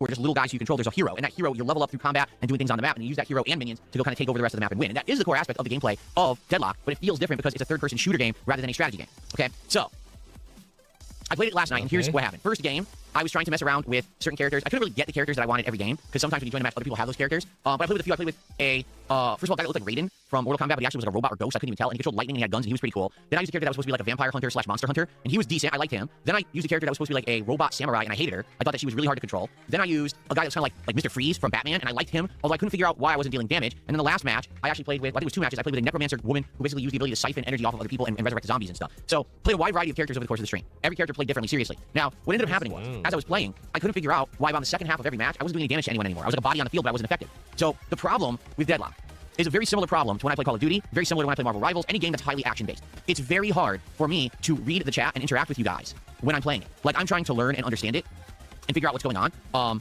it's very hard to do that because I'm playing the game and it's full action the whole time. Any moment that I'm not playing to read the chat is a moment my team is losing because I'm not another body on the field to help them. You know what I'm saying? So it actually kind of was very daunting to try to juggle the whole playing but also interacting with the audience deal. And to be honest, for most of the night, I did not interact with the audience. Every once in a while behind the match, I would do some shout-outs and I would talk with you guys for a few minutes to try to understand the game, and then I would just like jump right back into the game. So 2 hours, right? And To be honest, did I do great? No. Did I do absolutely horribly terrible? No. I did okay. I was trying to learn on the fly. By the end of the night, I was doing a little better, understanding to kill the minions and do the takeovers and stuff like that. I won a couple matches. I lost a couple matches. All right, so it was a good variety. But here's what happened. By the end of the night, here's exactly the response I got. Attendance was great. Why? Because I was playing a multiplayer game that I didn't know how to play. Whenever that happens, people show up to try to be toxic jerks and say, let's make fun of Phil because he sucks at the game. And that was what the vast majority of attendance was. It was people who normally wouldn't see, and they showed up to basically crap on the stream. Now, I never play MOBAs, ever. So obviously, I don't know what I'm doing. I'm trying to learn on the fly, and my viewers, who actually are my regular viewers, did understand that, and were trying to help me. But the vast majority of If it's a new game, no shit, you don't know what you're doing, my dude. A fucking new game. What the fuck? people, they were toxic people. Okay, just being honest. That's why the attendance was high, because it was like around 300 viewers on YouTube and over 100 on Kick. Okay, engagement. Well, there was a lot of engagement, but again, it was a mixed bag. Some people were basically dumping on the stream the whole time saying it sucked, while others were legitimately trying to help. They were trying to explain the game mechanics and be nice, say here's how this character works. And I appreciate that, because much like any of these new games that I'm now tackling in 2026, I need help. I never would be able to do anything in RimWorld if people didn't explain the ropes, right, and show me how to do it. It's the same thing here. Another game that I just don't understand, and I need. I play new games. I don't need help. I might with puzzles, but to figure it out, I'm just gonna play it and figure it out myself, my dude. Helped understand it, and people did help me to understand it, and I appreciated that. But even though people were engaged, it was one-sided. It was people talking at me and not with me because I couldn't really respond because I was playing the game. You see, support was lower than the support that I'm receiving on a Dragon Quest VII stream. Now, not to say that the Dragon Quest VII streams are doing horribly. They've been doing more than $100 a stream when I play the game, which is great, and I'm grateful for that because I love it and I want to keep playing JRPGs. So even though those streams aren't doing incredibly well, they're still doing pretty good, and I'm grateful for that. Thank you guys. Okay, but the fact that this is a game where there's hype behind it, people had asked me to play it ever since the marathon. Okay. And it's a game that I'm outside of my comfort zone. Everyone knows I don't know how to play it, so I'm going to be learning on the fly, and probably it'll be entertaining to watch me fail because people like to see me fail at things. And, of course, it's a brand new game for the rotation, and this is its first stream. All right? If a game is ever going to perform well, ever, on a stream of mine, it's going to perform well on the first stream. Okay? I just want to make that abundantly clear. First streams always overperform, and then usually there's a sharp fall off after 2 or 3 streams of any game. Even if it's a super popular game, that usually happens. The only time that doesn't happen is if the game has a cult following, like Hollow Knight or RimWorld. Since those games have the followings they do, people will come by and engage and support with every stream because they love them so much and they're so happy to see me play them. But in a case of a game like this, right? You will get people follow you even with a shitty game. You have to be entertainment. With Deadlock. If this was going to do well, it was going to do well right now. And it didn't. Okay? Now here's the thing. You might say, well, people just couldn't show up or people didn't understand. No, they did, because here's what actually happened. It was around 9:20, and just so you know, games in Deadlock, you know, that go back and forth, they can take around 30 minutes to go. That's why I only played like maybe 3 or 4 matches all night. So because of that, okay, I didn't have time for a final match, and I really wanted to just talk with the audience about how the night had went. And when I looked, I was like, wow, we really only did like this much. We didn't even make $100 on this premiere stream of Deadlock. What gives? And I basically got a lot of toxic comments from haters saying, oh, you suck at this game. And I'm like, so is this the kind of person that this is going to bring to the stream? Right? I'm curious. Is that the kind of person that's going to come to a Deadlock stream? Someone who like is just going to crap on me because I don't play MOBAs and I'm just trying to learn? Because if that's the case, then I'm not interested in playing. You know, I'm not here to make clip farms for these idiots. Kind of like again with Call of Duty. It seemed like the only people who were showing up to the Call of Duty streams were toxic jerks, and the people who were positive supporters were like, yeah, I don't really care about Call of Duty. So why am I going to make content on Call of Duty? I'm not making content for my haters. I'm making it for my fans and viewers, right? So yeah, I noticed that, and I was like, wow, that's disappointing. Like, I was hoping that this would bring in maybe either a new audience or an audience that really like MOBAs and who would come by and try to engage and support and help me learn. And there were people like that. I don't want to discredit those who were there and being positive, but that was definitely not the majority of people. It was a lot of toxic viewers who showed up. And basically, again, so it was at 9:20, 9:25, right? Usually I end my streams between 9:30 and 9:45. So I just sat there for about 10, 15 minutes to talk with the audience. And I made it abundantly clear. I said, here's the deal with what's going on right now with Deadlock. I'm noticing the toxicity and the people who showed up, but I really like the game. Like, I don't have a negative thing to say about Deadlock. I actually don't. Like, I think. Why you give a fuck about the negative people? Really? Don't pay attention, my dude. World design's great, the character variety is great, the gameplay elements are sound, it plays well. I just don't know how to play it yet, right? And I even explained, a game like that probably is going to take me another 2, maybe 3 streams of playing and listening to feedback and just getting experience under my belt before I'm really going to learn the basics of the game. All right, I need to play it a lot to understand it, and then okay, with this character, at the beginning you kill a bunch of minions, you buy these particular upgrades, that gets your build going, then you go to one of these jungle camps apparently to get more bonus experience, farming it, then you go take out this turret. So every character is different, and every character has a different build you need to do. That's stuff you need to learn by playing, right? That's not something that I can just learn on the fly, because it's hilarious. The trolls are in the chat, haha, you suck, the stream would have done better if you played better. How do I play better when it's literally the first time I'm playing this kind of game? That's like saying, your stream would have done better if you would have done better at Street Fighter the first time you've ever played a fighting game. Huh? I don't know what the fuck I'm doing, how could I possibly do well, right? The trolls. Don't fucking pay attention. What the fuck is wrong with you?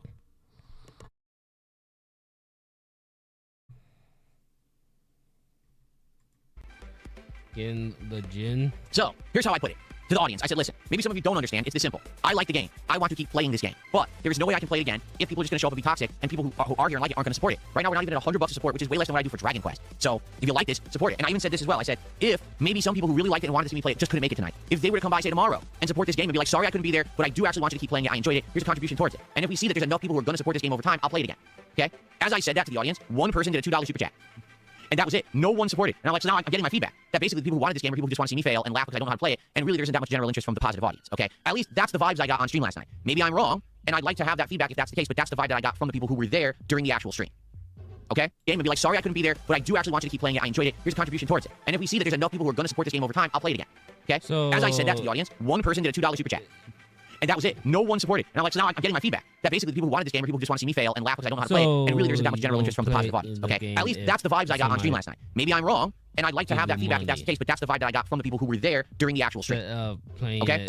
Now, I'm going to do some shout outs. I'd like to take some feedback from the viewers, all right? And then we'll see what people have to say about it. Because again, I want to make this abundantly clear. I like this game. I would love to play more Deadlock, but I need the buy-in. That people will be there to support it, and not that I'm playing it and everyone's just there to be toxic, okay? The truth is, someone said this in chat, and it really resonated. They said, Phil, it's not a big deal. You have a million games to play right now. Like, you have so many indie games that are out there that people have asked you to play. There's games on the back burner. You don't have to worry about that Deadlock doesn't work. And I was like, you're right. I have so much I can be doing right now that I don't need to say, oh, no, I'm not playing Deadlock. I can do anything else. So that's what I mean. When my time is in demand, and people want to see me play so many different kinds of games, I need to be sure that the games I'm playing are the right ones for the audience. Last night's stream did not convince me that it was going to be a positive experience moving forward with this game. In fact, the toxicity kind of turned me off, okay? So, let's go ahead and do some quick shout outs here, and then we'll see what people have to say. Okay, first off, Princess Luna has gifted our first membership of the day, and I appreciate that, Princess Luna. Thank you for that. Thank you so much. Ugh, not loading. So I got a $1 tip from someone saying, don't give up on Deadlock. It's pulling massive numbers. It has views. Like, people who are playing it, in general, the game is getting views pretty well on the internet. It's predicted to be bigger than anything else this coming year. That I don't believe. GTA 6 will be bigger. Probably Resident Evil will be bigger. But it seems like it's going to be big if and when it releases this year. Maybe next time do the tutorial off stream. The tutorial took 5 seconds. All the tutorial was teaching you how to control your hero. It literally did not explain the game mechanics at all. At all. Like, it actually didn't try to explain how to play the game. Instead, it was just like, here's how you move, here's how you shoot, here's how you level your abilities up. Okay, great, but what am I doing? And it didn't explain that. People don't tune in the streams for tutorial pop-ups. Yeah, it lasted 5 minutes, so thanks for the worthless advice. Like, really, that's just stupid, pointless advice. But I appreciate the $1 tip. Completely pointless. Yes, because I'm really going to go play the tutorial a second time. Anyway. So, here's the deal. What do you guys think? Okay? What do you guys think? Do you like Deadlock? Is this something that you would like to see again? Is it something that you would be willing to support that I can keep playing and learning? Because you have to understand something. This isn't Street Fighter, and this isn't Call of Duty. This isn't a game that I have years and years of experience in that I can jump in and immediately start having entertaining gameplay. This is the kind of game that's probably going to take me 2-3 more streams to learn You keep saying, if someone say you suck at games, you basically say, no, you full of crap because came in full 20 years ago in Street Fighter, I think. So, you're pro gamers.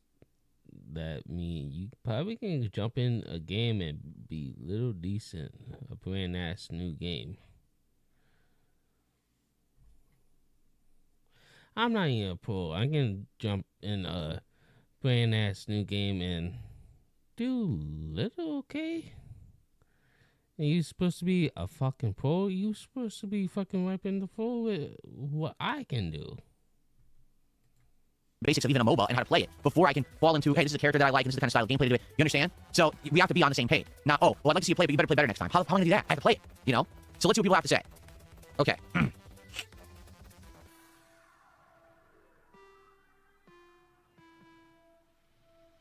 So Princess Luna says, I'm not sure I wasn't there. I have to watch the on-demand videos. Okay, that's fair enough. You know, they're not even live for, what, 12 hours? So I get that. Cabal says, ultimately, if Phil's not having fun, I don't think he should play the game unless the support is enough to offset it. But Cabal, it's the opposite. That's what I'm trying to tell you. I like that game. Like, I would like to play more Deadlock. I like the design of the heroes. I know I'm going to probably find a couple heroes I really like, and I'm going to want to keep playing with. And I know once I figure out how the game is played, I'm probably going to enjoy it more. But it takes time. It can't be done in a single 2-hour session. It's got to take time and investment to do it. Oh, okay. Olivia says, just skip Deadlock because the large time required for you to learn how to play the game is going to be better spent doing other things. Okay, that's fair feedback. Okay, thank you for that. Escape Velocity says, if you're not in a financial situation where you can afford to have dead stream... While he was talking nonsense and just listen a little bit, I was looking up. I was thinking I might need a new desk, but I look up a desk kind of like mine, and it can't hold up 200 pounds. I say, oh, I'm getting a new model, so how about that way, like 10 or 15 pounds? So that 30.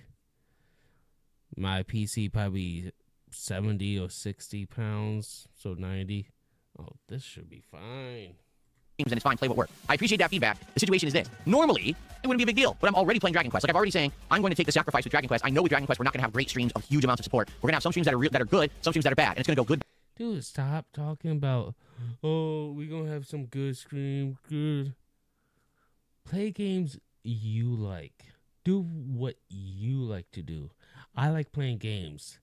I like fucking reacting to stupid shit. Now I Loud Cow fucking pride is a thing. But and now I like building PC. That why Skyline PC is. And I like calling on bullshit. That's why the Drunken Leprechaun Demon is a thing. I mean, fuck. But I'm mostly working on Skybound because I don't have the money to keep building PCs. Not yet. But I'm going to sell the PC, so that can work. But I do what I like, and I get a little audience. They go on solely. But you have to play what you like. You actually have to interact with the chat. Not say like how you do. Say, no, you have to talk about the game. You have to talk about what we're doing. No, let them talk. Fuck. On Twitch, on my main channel, I have fucking... I think a girl keep fucking talking about back shots. Honestly, she might want me to give her a back shot. I don't know. Or she trying to get a reaction out of me. I don't fucking know. I just let them fucking talk. If they want me to answer a question, I try to answer it and stay in the guides of what I can say on streaming. But I tried to make it interesting. That's why fucking when I was playing Resident Evil 8 with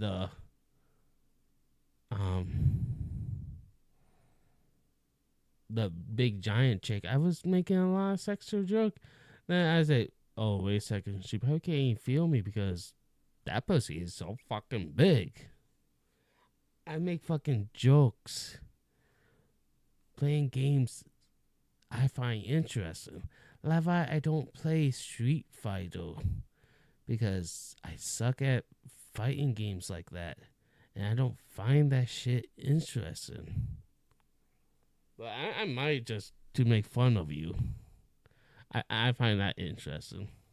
Bad like this. It's never going to be great. It's going to be kind of good, bad, and I've accepted that. That's going to be the playthrough of Dragon Quest. We're about 20 hours into Dragon Quest at this point. I'm not quitting the game when we're that far in, you see? So the choice is accepting a second game that may not perform well. You was halfway done with Black Wukong. You literally had 3 more chapters and you fucking would be done. You fucking way quit that. And you say you're not gonna... Dude, you just fucking pissed off. You playing a game, and what he say, he do like games like this, and you getting pissed off because you're not getting the money you want playing the game you like. You actually have to be entertainment. Try to some jokes. Try some of the old jokes, but stay away from the dark humor joke, the racist jokes. And probably you can do sexual jokes. Fuck, my uncle, I got fucking uncles in the 50. Fucking still make fucking sexual jokes. The fuck?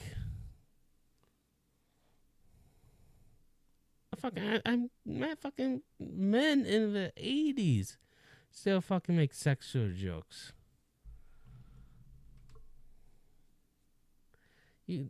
But, and also when people making fun of you, I think you make fucking fucking duty fucking say this. And I agree. You would make a fucking shit tons if you fucking have the fucking redonate. Say fucking just make sure we can't say no fucking slow. And just have it fucking go away. You making fucking 10. You probably would hit your goal fucking every fucking stream.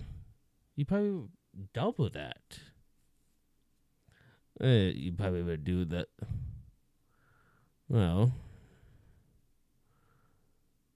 and fucking pretend have a hissy fit when it come. And you probably can do that for fucking couple years. And you probably would make couple millions. Fucking just doing that. Yeah, you all hate it, my dude. You fucking people hate you because you're a douchebag. And you also jack off fucking in before your fucking stream while you was live. And everybody saw your old face. No one saw shit, but you play it off and you fucking donate to fucking WE Champion, a mobile game. Fucking close to $500,000 fucking bucks. I think they're like in like 300,000 or close to that. So yeah, we're close to $500,000. I mean, what the fuck is wrong with you?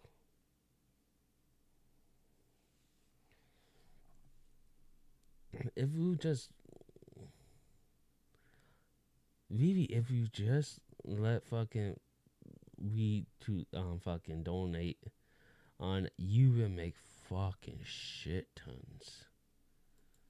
And now, yes, that is kind of self-sabotage, right? I've already accepted one game, and now I'm saying I'll take another one that also probably isn't going to do good because I like it. It probably isn't very smart, you see? So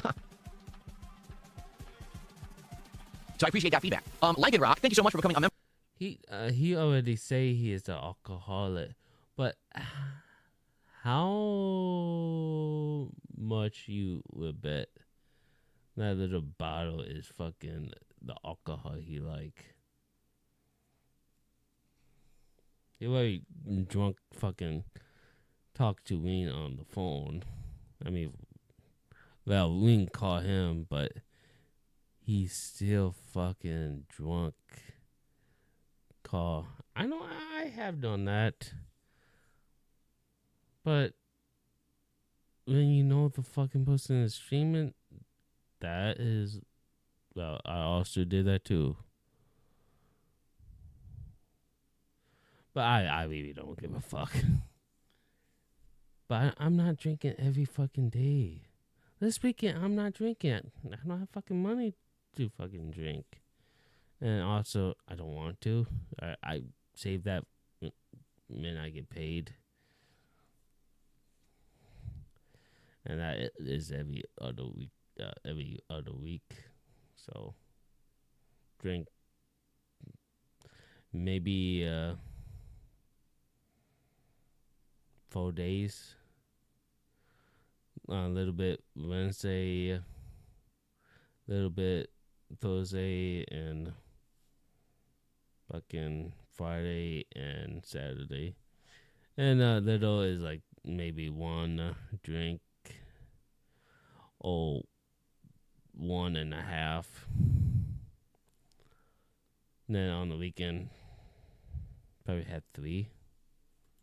For this morning on YouTube. Let's get you up on the leaderboard there. Thank you so much for the support. Okay. Good stuff. So 8 days drinking in a month. Okay, what else? Again, guys, what's your feedback here? Kamikaze says, I didn't see it, but if it's not making a living and not having as much fun to do to others, then play something else. No, again, I want you to understand, even though there's a toxic element in the chat, that shit doesn't fucking affect me at all. But again, the key to success, it's 3 factors.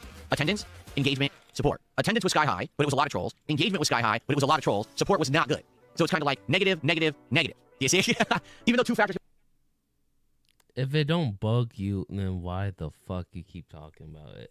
Well, it was high. Yeah, but it wasn't the kind you want. You want attendance of people who are liking what you're doing. You want engagement from people who are liking what you're doing and engaging in a positive way. You don't want people just sitting there dumping on you. It's different kinds of engagement, right? Grandmaster Scrub says, I think the indies have been working well lately, very different than the streamers who are slaves to AAA games. I will agree with you there 100%. Playing these indie games, especially ones that aren't very long, has been working very well. I can play a game like Hellmark and beat it in 2-3 streams, and it does well, and we're on to another fun, fresh thing, instead of being stuck playing a game endlessly, right? And I do agree that Holy works. Shit. Escape Velocity says, I've got 500 hours on Deadlock, and it will take you 40 to 50 just to learn the game comfortably. There you go, okay? Ray says, maybe just put Deadlock on the back burner until you have a strong day stream and you can fall back on it. Well, again, that's fine, but the problem there is, like I said, we already have Dragon Quest. So, do I put Deadlock on the back burner until I'm done with Dragon Quest, which could be like another month? I don't know. What's up, King Michael? Good to see you here this morning. Shock says, I like the game, but man, it drew trolls like flies to poop. It absolutely did. I agree with you there. That's a fair assessment, actually. Okay. Kyle says, I don't think 2 hours a day would be enough to learn a MOBA. As someone who has played a MOBA. Oh, someone who has never played a MOBA. Steel Reserve, how are you? Grandmaster Scripts, I love Sharks and Minnows and Hellmark. RimWorld is some of your best work, honestly. Wow, well, there you go. I'm glad people feel that way about RimWorld, because that's a game that people could try to convince me for years to play, and I kept saying, man, I just can't get over how it looks. It looks like a doodle some kid made, right? And now that I'm playing it, the complexity of the game is what's appealing to me. There's so much going on in it, and there's layer upon layer upon layer that's been developed in this game over the 12 years it's been out, and I am enjoying my time with it when I never really thought I would. Okay. Jade says, could you play as Venom today? And you have a cold. I'm sorry to hear that, Jade. Venom is in it. I don't know what characters are in Marvel Cosmic Invasion. But every stage they want you to play different characters and different challenges, and I bet that they'll probably have a stage where they want you to play as Venom and do certain things. So yeah, we will do that. Cool. So the feedback I seem to be getting. And by the way, thank you, Revy G, for a gifted sub. That's our first sub on Kick this morning. Thank you so much for that. Let's hit that on the board. Holy shit! This awesome. Is like thank you. What was I gonna say? Oh, the feedback that I see at the beginning is stick to the indies. The indies are working because you're doing a good amount of them. There's a variety of them. You're not stuck playing them for too long.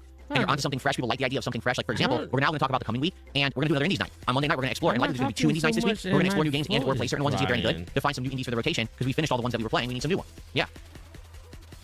Game Dude, yes and no. I'm just not going to even address it. Let's put it that way. I don't even want to say what Game Dude's saying, because there is, sadly, when you are a creator, there are just certain things that happen that are unavoidable. So we'll talk about it later, but we're not going to talk about it right now. There you go. Okay. The Keen Tax. You're right. I didn't know about the leveling mechanics in Deadlock. All I understood was how to level your special moves. I didn't understand that there was leveling for your character, and that each character had a specific build that you should try to focus on, and that there was different. Like, I didn't know there was spirit damage versus other damage. The game doesn't explain anything. It doesn't. It just says, here's your character, play, buy upgrades, okay, have fun, and then push you out there. And you're like, whoa. Thank you to Land E Sucks, who did a HK $25 super chat. Now I don't know what that is. HK. It's a Hong Kong dollar apparently. So that's the equivalent of $3.20 USD. Thank you for that super chat. That's our first super chat of the day. Why you even look it up? And I appreciate the support. Thank you. You know what's fascinating is I get support from all over the world, right? Like every day I'm converting Canadian, UK, Euro, Hong Kong, sometimes pesos, sometimes like what was that one that I did? It was actually. Did he say? Did he look it up before he say thank? Thank you. You know what's fascinating is I get support.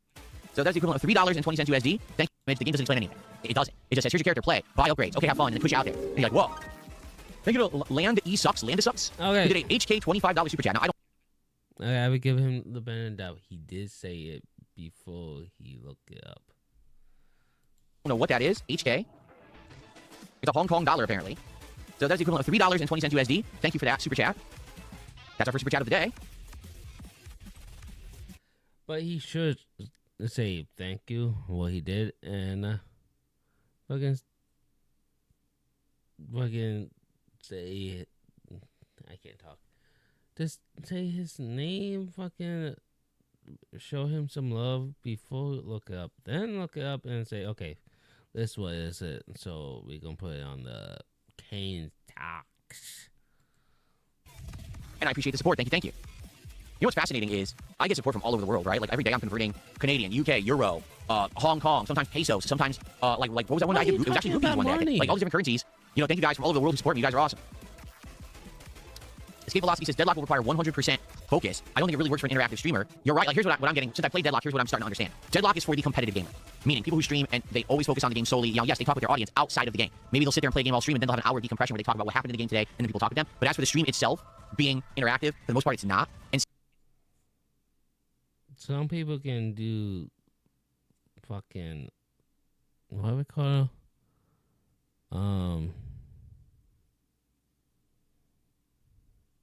I can't think. It could be because I'm fucking tired as shit.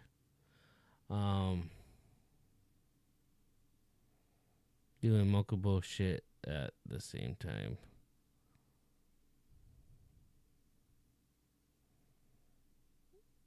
I had it too. Fuck, I do it. Multitasking. People can do multitasks. Like me. I have my main model eye level, and I just look up for a little while, and there was the fucking chat.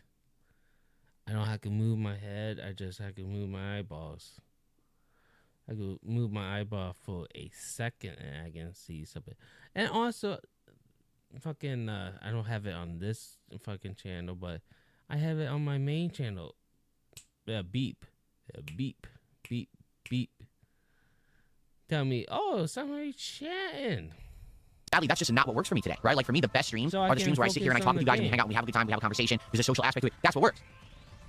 So that's what I'm thinking, okay? Maybe I'm wrong, but that seems to be what's working for me most these days. And I think moving forward, that's going to happen even more and more and more. You know what I mean? The competitive nature really doesn't work. Unless maybe I would say the exception would probably be Street Fighter. And the reason I say that is because I have so much experience in Street Fighter that's.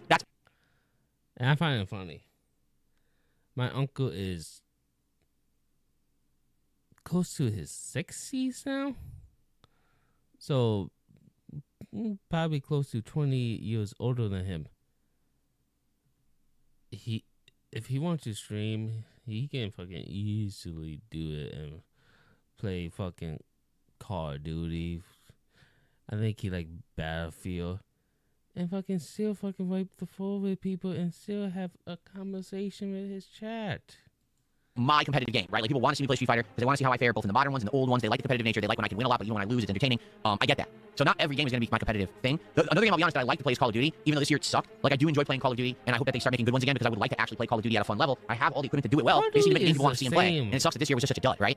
But outside of that, maybe I need to stay away from these competitive games. Maybe that's the case. Maybe these competitive games just aren't for me and my audience. Even though I like them, it doesn't mean that it's going to work for the people I make content for. You know what I'm saying? And all that shit. The only thing we So Escape Velocity says you could wait for Deadlock's full release when it has a better tutorial and a wave of new players. Yeah, but here's the thing. I did that with Marvel Rivals, right? I played Marvel Rivals when it was in early access beta. I liked it, and the audience said, no, we don't like it because we can't interact with you. So then I held off, and then when the game fully released, I played it again, and it flopped again. And I said, well, that's 2 times I tried it, 2 times it didn't work. I feel like I said, if anything's going to work, it's going to work right up front in that early hours of playing it, the first stream, the first session. That's when people are going to want to see it. And if it doesn't work then, it just ain't going to work, you know? Little the Witch, how are you? Good morning, good to see you. John, hi, how are you? John Nefer, good to see you today, too. Yes, I've seen King of the Hill. For ages. I saw King of the Hill when it was a brand new cartoon back in the 90s. Jake says, when am I going to bring Sagat back? That's a good question. Let's say, I want to play with Honda tonight. And then I want to play with Zangief again. Maybe after that, maybe then I would say, hey, let's go back to Sagat. Let me try to get back into it with him. And let me see if I can get something going where I can get him to master. Because right now he's at low diamond. Maybe we can get him to master. Escape Velocity says, just because a game isn't good... No, excuse me, let's try that again. Just because a game is good doesn't necessarily mean it's going to work for your kind of stream. I bought Bannerlord after I saw you play it, and I love it, but it just won't work long term for you. There you go. So yeah, he got... anyone who's a creator, all right, literally anyone who is a creator, has to understand the reality of content creation. Unless you are huge and virally popular for whatever reason, because some people get virally popular for good reasons, bad reasons, stupid reasons, smart reasons, who knows, right? But unless you have an insanely huge installed fan base, you have to find your niche. You have to find the thing that you are good at and more people like to see you do, that they're going to come back and engage and support that behavior, right? Luckily for me, it's not toxic behavior. It's not hate on others and bring others down. It's not embarrass yourself and do stunts and do horrible pranks and things. It's play games, enjoy, interact with an audience in a positive way. That's what people like when it comes to Dark Side Phil in 2026, and that's a good thing. It's a good thing that we've gotten away from the era of me just raging and you know, being toxic and being a jerk, and instead, I've become a positive creator. However, in an era where there's so much going on, right, with games, it is hard to focus in on what is going to work all the time. And the thing is, I do want to continue to look for variety. I want to give things a shot. I just have to understand that it's not always going to work. And last night with Deadlock, that's why it was disappointing to me, because I played it and I genuinely liked it. I was like, this is actually a really good game that I would like to try and learn, but I can't do that if it's going to bring in a toxic audience who aren't going to support the content. They're just here to basically be dicks. Because then the stream's not enjoyable for anyone. You know, even my positive viewers can't have a good time when more than half the chat is a bunch of toxic idiots, you know? Okay. His head looked fucking greasy as shit. All right, well, folks, I guess he looked like he dyes his hair. Sadly, right?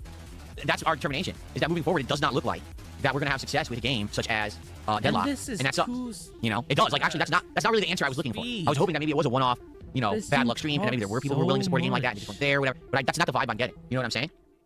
At all. That's not the vibe I'm getting. The vibe I'm getting is, no, people just want to chill, right? People just want to relax. So, yeah, I guess Deadlock ain't it then, right? What can I say? Now, if you have feedback that's different than that, by all means, if you're watching this on demand, leave a comment and let me know what you think. But that's the vibe I'm getting right now from the viewers is, yeah, you want to hang out, you want to relax, you want to chill, you want to enjoy games, play more indie games, you know, do more variety of that. But this competitive stuff ain't for it. You can't even talk to us when you're playing it. You're right. You're absolutely right. Okay. All right, so that's that, at least in that regard, but I'd like to have more feedback if possible. Jade, no, Stepdad is not in Kick Chat today. I think you wanted to say hello to Stepdad, but he's not there. So a couple things, okay? So, number one, there was a surprise, shocking announcement this morning. I don't know if you guys heard it. Oh, I'm not even kidding you. I was about to tell you the announcement. Yeah, I was about to tell you the announcement, and then someone just hit me $5 to talk about it. Okay? So let me say thank you to an anonymous $5 tipper. I'm not even kidding. I mean, what timing that was. I certainly wasn't expecting that. I bet he'd say, I've been watching you for a long time. Something like that, and something stupid. So listen to this. You're going to get a kick out of this one. And the funny part is, this is literally coming off of the debacle that is the Virtual Boy. Okay? And we just had this debacle that was the Virtual Boy, a $100 piece of plastic with nothing inside of it. Nintendo ripping people off, making it so that you can't even capture from the Virtual Boy, which is a joke. Why on earth? Because it meant for people playing games, not the fucking 1% or 1% of people who make content. And that is fucking people who make content. And even less for people who make content for games.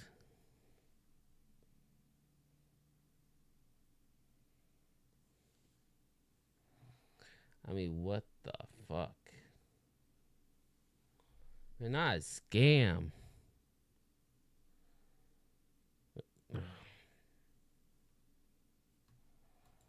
Can I only play the game offline without being able to capture or stream my content? It's ridiculous. It's nonsensical. And it's basically, it's Nintendo gatekeeping and being anti-consumer so that you can basically not do what you want with what you already bought.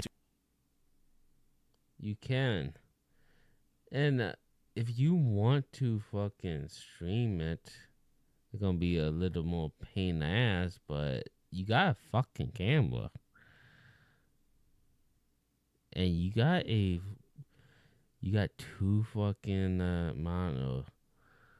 Look up where your camera is to see what going on with the game.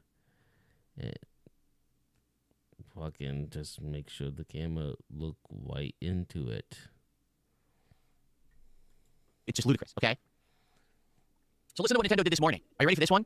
Nintendo shadow dropped Pokemon Fire Red and Leaf Green, the original 2 games that were Pokemon. The only other one is was there was a blue one too, wasn't there? I'm pretty sure there was, and then there was a Pokemon Yellow Pikachu edition, right? So what it is these are versions that are Game Boy Color versions of the original Pokemon game on Game Boy, but now for the first time ever, they're now available on a modern console. So you can now play Pokemon Fire Red and Leaf Green on your Switch or Switch 2, okay? And you might say, well, that's cool, because we were talking about this the other day, where we were saying if only Nintendo would make their old school Pokemon games more accessible, because they're not. Like, you can't even play the originals right now. So now they did. They made them accessible, right? So that's pretty cool, right? But here's a catch. You still can play it. You can play it on your PC, but it, like, emulated. Oh, if we still got the old Game Boy, you can buy the fucking game. It's gonna be more money, but... Are you ready for this? You know what? No, I'm even gonna do this. I wanna be sure you can hear me when I say this, because everything I say about Nintendo is true, and people give me shit for it. Well, I would love to hear your justification for this one, okay? Nintendo already has Nintendo Switch Online, where you subscribe and you get games digitally in a subscription-based service every month. And then they have the expansion pass, where you subscribe for even more, and they give you more games every month. So guess what they just did with Pokemon Fire Red and Leaf Green? You ready? They only made them available as separate purchases outside of the Nintendo Online subscription for $20 each. And you are a fucking idiot. Nintendo and Game Freak are 2 separate things. Probably fucking Nintendo will say, oh, we want to do that. Fucking Game Freak say, no, we don't want that. We might be able not to transfer Pokemon from Fire Red or Leaf Green to Pokemon Home, so people can transfer the Pokemon from them game to the new games. It could be a hip on that, or they could say no to it because you have to pay a yearly or a monthly thing to play them game. And maybe Game Freak say, no, well, old game. We're already making them paying fucking $20. Why we want them to pay $60? Or how much for... with 20, I think with $20 for a month and 60, not for a month, 20 for a year for the Sando and 60 for the year. So I think maybe a few bucks for the Sando. It could be 15. I don't know. It could be just a little more expensive. Maybe they don't want that. Maybe they just say, okay, we're going to spend that and we want to be able to transfer the Pokemon to the new games. Maybe just like that. Because it's 2 different companies.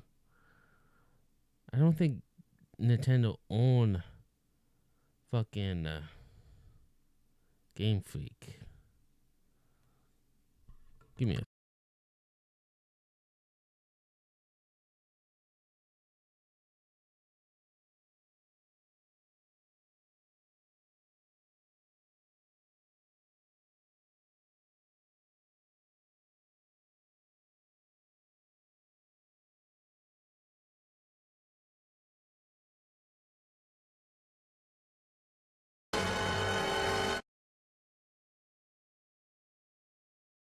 I look it up. No, Nintendo don't own Game Freak. We could, and they had two. They always have two separate fucking thing. They have the Nintendo, fucking the what we call it, and Game Freak or Pokemon, fucking percent. I mean.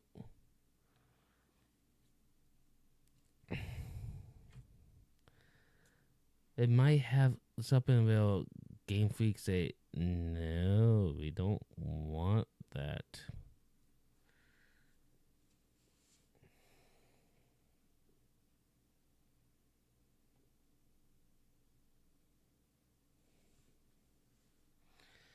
Yeah, it could be just something like that. And he just have a hate boner for Nintendo. Like, I think that kind of good. I know some people was thinking it gonna be like $60, fucking high. It's just $20, not bad. I think when it new, when the game just came out, I thought it was like $30, so it's a little cheaper. I think we should probably did $10, but hey. 20, not that bad. But most people not eat. They could be eating the game thinking most people not gonna fucking spend $60 a month for that. So they probably just spend $20 and we get more money if we did like this. I don't know. Again, I mean, two separate companies that might disagree on the shit. So go ahead and now you tell me the justification for Nintendo doing that and explain why those games shouldn't have simply been added to the catalog of Nintendo Switch Online games instead of them trying to steal more fucking money from their customer base. Explain. Right now. Okay, I've already explained with two fucking different companies.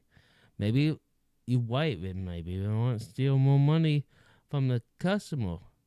But maybe not Nintendo. Maybe a Game Freak.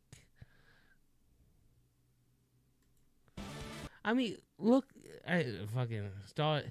He looks so good. I mean, how you don't realize they're two fucking different company, especially if they have two different percent. I mean, fuck. Sony, fucking, all the exclusive is not on. Sony don't have 1% level. We talk about their game, and another company who only do freaking games for PlayStation and Echo your PC, but don't have their fucking event talking about what they are doing. No, only Pokemon. I think only Pokemon do that.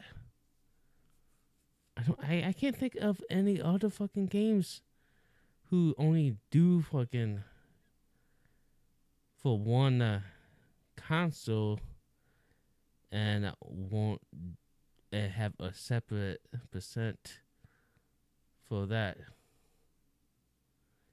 Hey, how you doing, my dude?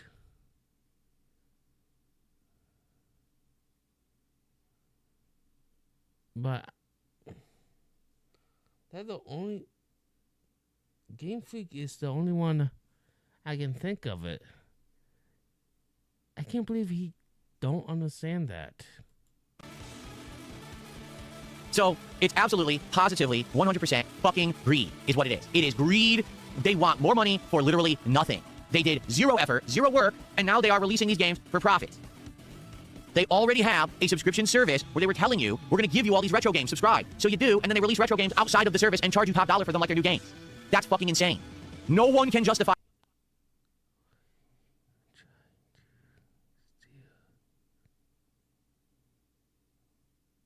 What?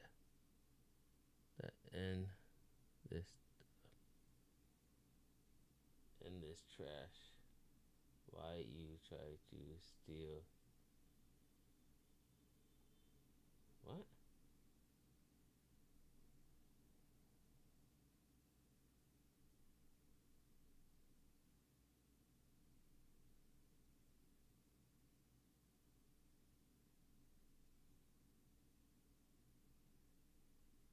Okay. I don't know who you talking about. Stealing what?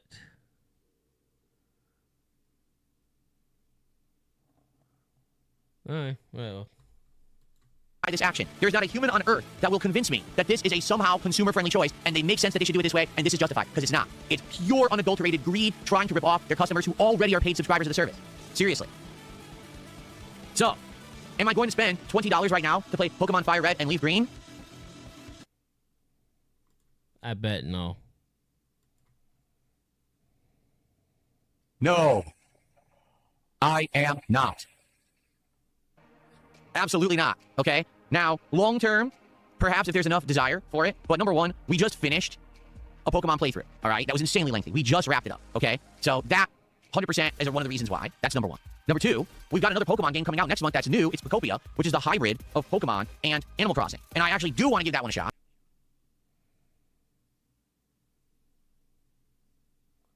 I think only people who gonna really get it, people who like Pokemon games and Shiny Hunters.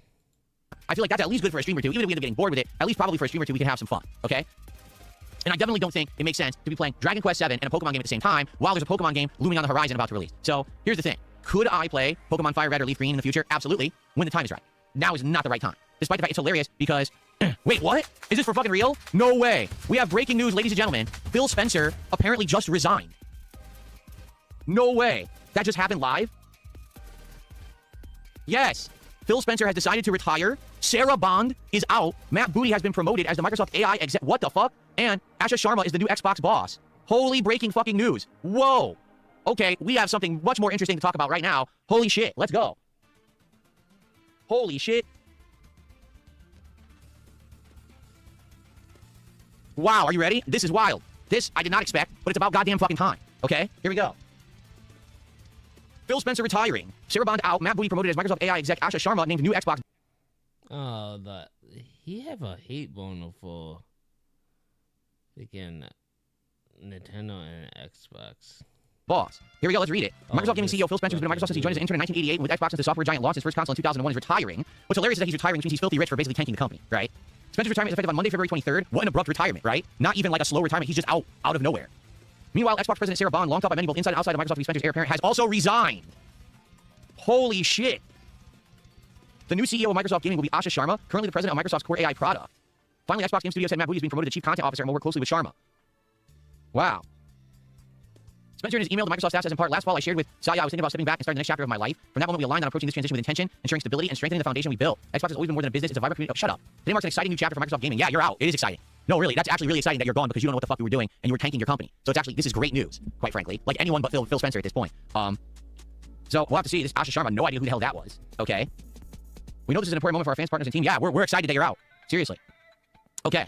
Sharma is a former VP of Product and Engineering at Meta and former Instacart COO who's a board member of the Home Depot. She literally just joined Microsoft in 2024. So she's been with them for less than 2 years, and they just made her the head of Xbox Gaming. I wonder if this will go well. Oh, boy. Now listen to this. My first job is simple. Understand what makes this work and protect it, and that starts with 3 commitments. Number 1, great games. Yeah, and that's something that they haven't done. That's 100% what Microsoft has not been doing. So if you're going to start focusing on making great games, then you've already done better than Phil Spencer.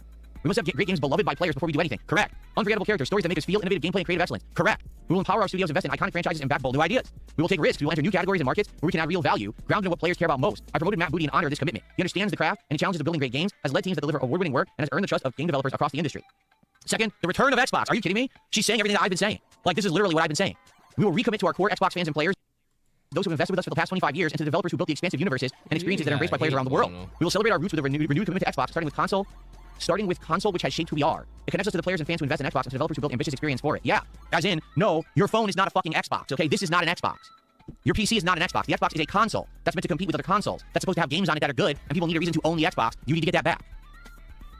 Gaming now lives across devices, not within the limits of any single piece of hardware. As we expand across PC, mobile, and cloud, Xbox should feel... she already fucked up. She fucked up. She literally just said, we need people to invest in the Xbox again. And by the way, the Xbox isn't one thing. Yes, it is. She's an idiot. Already, she fucked up. Yeah. she just fucked up. She literally, they're still doubling down on the everything is an Xbox. Moronic, idiotic. No one will own an Xbox if everything is an Xbox.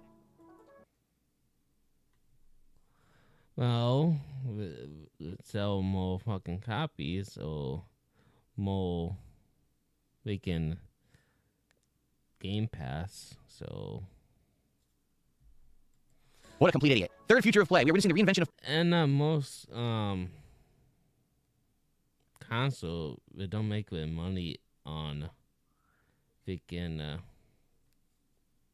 the console, it make with money on the games. Play. No, you're not. There's no reinvention of play. What are you talking about? There's no innovation right now in play at all, actually. In fact, that's the problem with the industry. To meet the moment, we'll invent new business models and new ways to play by leaning into what we have. Okay, you're more. Okay, never mind. That's it. We're done. They're cooked. No, they're cooked. That's it. It's over. So, yeah, I don't need to read any further. I'm actually done. They're cooked. All right, let's get back to what we're doing. Let's get back to what we were doing. Never mind. They're done. Like, really, everything she's saying, she says, we're going to change everything, and then immediately reiterates all the things that Phil Spencer was doing. She's a complete idiot.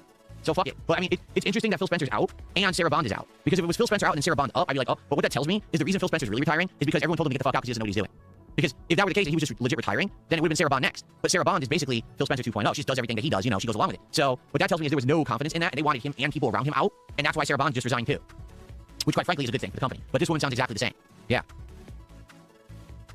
Well, that was seriously shocking news that I wasn't expecting. But do you really think that there's going to be a change? Do you really think there's going to be anything changing? I don't think so. I don't think at all. I think it sounds to me because, again, if she had said, we're reinvesting in the Xbox console. Yes. We're going to make great games again. Yes. And by the way, games across all platforms and innovate new ways to play. You're an idiot. You're a complete idiot. Seriously. You once again have not gotten it. You lost the plot. You don't know what gamers want. You're not listening. What you're listening to are investors, buzzwords. You're not listening to the gamers who give you money. So you'll continue to fail. Until you unplug from the money and you start listening to the people who give you the money to be successful, you will never be successful. And they refuse to do that. They live in another planet, another fucking world. They believe AI is the future. They believe that having Xbox across all platforms is the future. It's not. People just want a console that works, that has great games on it, that gives you a reason to invest your money in it, and they want to feel like it's a brand that they can stand behind and feel loyal to. That's why the Xbox versus PlayStation wars were so epic. Why you had the fanboys at each other's throats, because it was like Team Xbox versus Team PlayStation. And we don't have that anymore. We don't. Instead, we have wishy-washy nonsense of, oh, Xbox is on your phone, it's on your PC, it's on your refrigerator, it's on your smartwatch, it's on your ass. No, it's not. That's why you suck and you're failing, because you have nothing. You literally have nothing to offer the customers. So why would a customer ever want to spend money on you? Yeah. Sad, man. Now, here's the thing, is if Steam Machine had come out like it was supposed to in the last couple of months, we might not even be in this conversation. Xbox might have already been completely done. Because I feel like Steam Machine is going to be that hybrid of PC and console that people really are looking for, that marriage of being able to play all the PC games you can't play on console, but have the reasonable price point for it. And the only reason that Steam Machine has not released is because all the pricing issues right now with RAM and memory for graphics. Right now, graphics cards and RAM are so expensive that Steam can't put out a Steam. Dude, I really don't know who you're talking about. But have fun in the chat, my dude. Machine at a reasonable price point. If they were to make Steam Machine right now, I bet it would cost $1,250, and that would effectively price themselves out of a market that would potentially get console buyers to buy it. So that's why it's not out. That's why, I mean, they could release it right now, and it would be too expensive. So Valve is being smart about this, and they're holding off on releasing the Steam Machine. But if the Steam Machine had released, say in January for $700, I don't think Xbox would even be around anymore. You know what I'm saying? Okay. Yeah, the RAM prices are insane, graphics card prices are insane, everything's insane. That's what's screwing the gaming up right now, is that we were about to have kind of almost a revolution with the Steam Machine. It was that perfect hybrid price point, and then boom, it blew up because no one could buy it, and now we have to wait. So, well, wow. I was not expecting Phil Spencer to step down and Sarah Bond to quit, essentially. Okay. I don't get... Like... He got a hate bone for... fucking... some stupid shit. That's crazy. But to be honest, yeah, it needed to happen. You know what I'm saying? Like, it totally needed to happen 100%. Because they were doing absolutely nothing for the company. They were doing nothing to help. You had Sarah Bond going on doing interviews, basically literally just doing corpo speak, saying nothing. Like, what are you paid for? You don't even do anything. You literally don't do a job. So, Anyway, well, that's interesting. All right, guys, so here's the deal. Originally, we were going to do this shopping for a controller. We're not going to have time for it today. But what I want to do, I do want to talk about next week because we have 2 exciting new things going on next week. So let's talk. So first off, next week, we're going to continue on with all the stuff that I'm currently doing. We're going to have Hollow Knight, RimWorld, and some Street Fighter, and Dragon Quest. So those 4 games continue. We're going to have a night on Monday night, Indies Night, where we're going to take a look at more indie games. And right now, we have tons of candidates. We have a bunch of games that I wishlisted based off your feedback. We have Mugenics that people have been possibly asking for, and more. So Monday night, we're going to do a night where people will be showing up and voting on what games they want. And we're going to probably try 2 to 3 indie games on Monday night. And I'm probably going to do another Indies Night as well by the end of, so probably like Wednesday, probably like maybe Monday and Wednesday.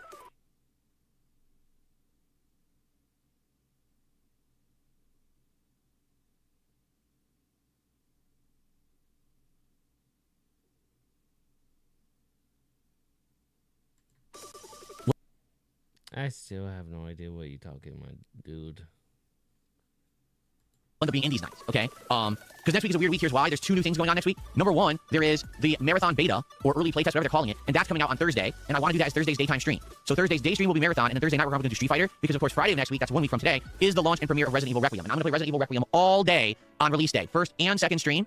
I'm very excited to check it out. I hope that you guys will join me for Resident Evil Requiem all day on Friday of next week. All right, so we got some interesting new things in this rotation that are going to be happening next week. Because of that, because Thursday is going to be Marathon and Street Fighter, and Friday is going to be Resident Evil, we only have 4 days to play Hollow Knight, RimWorld, Dragon Quest, and Indies. All right, so that's the schedule. Basically, Sunday is Hollow Knight and RimWorld, Monday is Dragon Quest and Indies, Tuesday is Hollow Knight and RimWorld, and Wednesday is Dragon Quest and Indies, and then Thursday is Marathon and Street Fighter, and Friday is Resident Evil, and that's the streaming week next week. Okay. Also, next week there will be ESP tries it for Wendy's. I'm actually going to go after for Wendy's for the first time in ages. And we're going to try the Wendy's chicken tenders that just came out a few weeks ago. We're going to try all the different dipping sauces that they offer and taste them all against each other. So there will be Wendy's returning to the ESP tries it. Should I make fun of him on my main channel? Fucking with this Wendy's shit. What is the Wendy's? Fucking.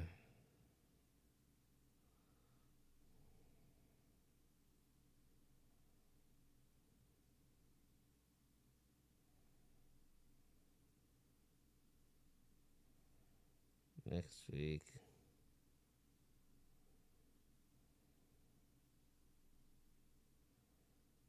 Is there something special next week? Oh.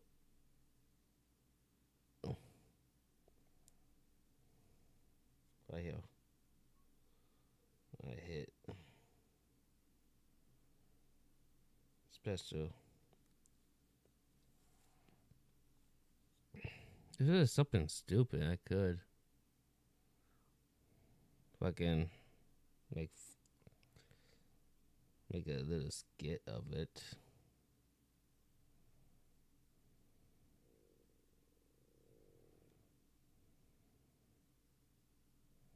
Say we fucking shit, but chow down like with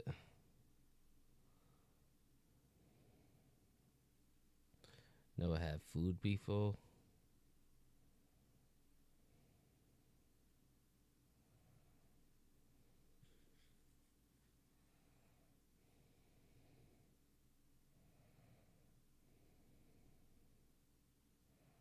Oh, this is the windy shit.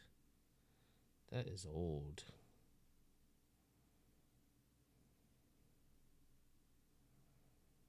I don't know. I just see fucking Wednesday fucking meal. That was in October, I think. On Monday, okay? So that's going to be next week's streams. I hope that sounds good to you because it's a good variety of stuff, right? I think it's going to be a good week. Okay.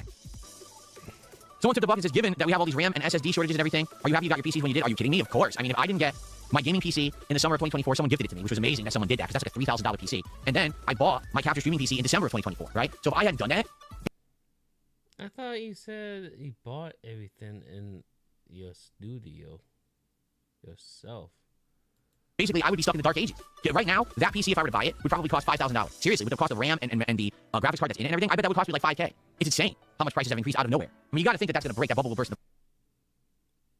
Your graphic card is, I think someone say 4070 Ti. Let me look it up.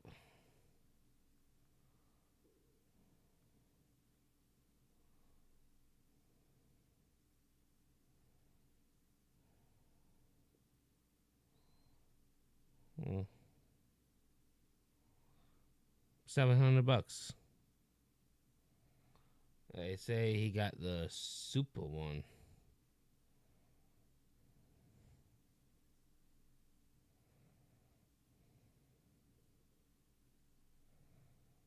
Oh. That is 900.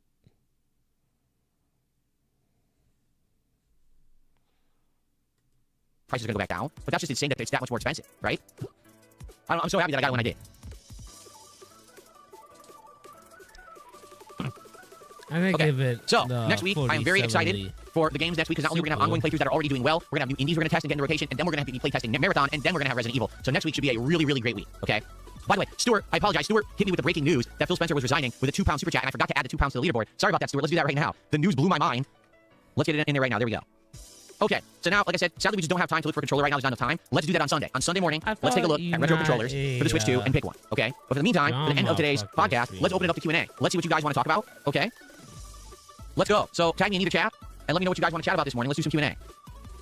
So, Six Hybrids says RAM prices are expected to stay high till 2030. So you know what's going to happen then? It's this simple. RAM prices will not stay that high. Something's going to happen where other companies are going to start manufacturing RAM to stop the shortage because the demand is so high. They're going to make money no matter what. Or someone's going to develop a new kind of RAM that's not like the current RAM that we have that's going to basically be cost effective. It's going to be one or the other. There's no way that people are going to be paying $400 for 2 sticks of RAM until 2030. It's not going to happen, okay?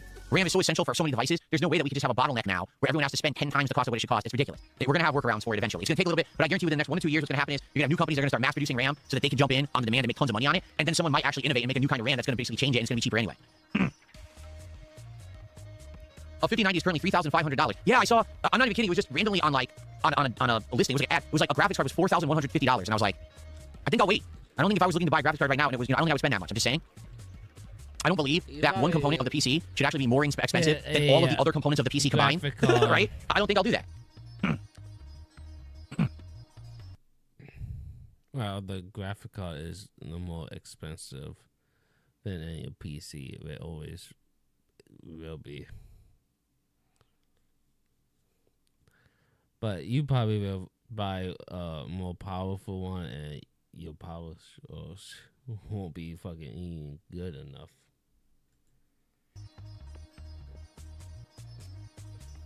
What's up, Game Boy? Good to see you this morning. How are you doing? Have I played Monster Hunter before? Yes, I played Monster Hunter on a handheld. It was the 3DS at one point, and it got basically within 2 streams people got bored because of the grinding aspect of the game. We have to repetitively gather resources and kill enemies to grind for certain stuff. I played Monster Hunter World. I tried the beta, and everyone hated that too, and I just never went back to it. So, there you go. Let's see here. Layla the Witch says in Street Fighter 6, what character needs a buff and what character needs a nerf? Definitely, it's definitely Lily who needs the buff, and the nerf would be just rush down in general, not even the character type, but there should not be characters who can endlessly rush down safely. It should always be risk reward, and since there's almost no risk to rush down with certain characters, like endless flowing combos and shit, they should end that. Okay. Yeah, a bunch of people are saying stuff for it's like definitely someone's gonna start manufacturing RAM. There's gonna be innovation in RAM because with RAM demand being so high and so expensive, something's gonna get. I agree. I don't think we're gonna have another 4 years where everyone says, "Oh, I can't buy PCs or components or consoles because RAM's so expensive." I don't think it's gonna happen. Something's gonna happen to change that. Whether it's someone's gonna take advantage of the situation and make money, right? And it's not gonna be people are just not gonna buy because it's expensive. There's gonna be ways around it. Yes, we talked about Sony closing down Bluepoint yesterday, actually, on the morning show. If you like my opinions on Sony abruptly closing down Bluepoint Studios, check out yesterday's DSP morning show. I went into detail about it.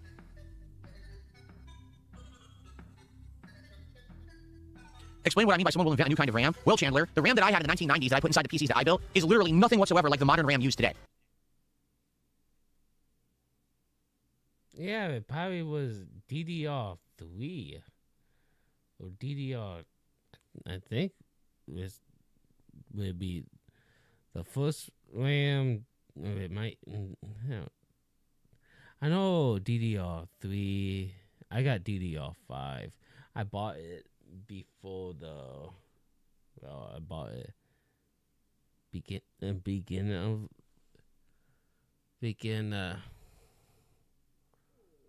last year.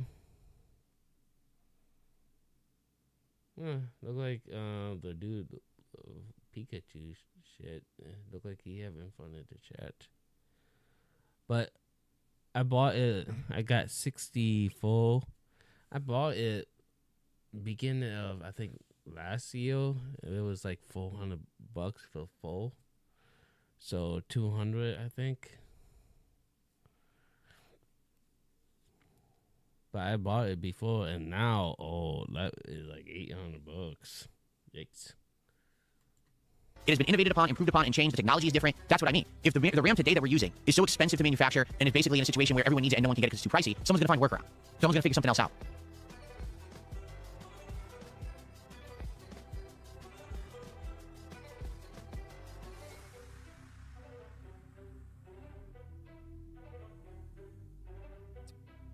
Okay.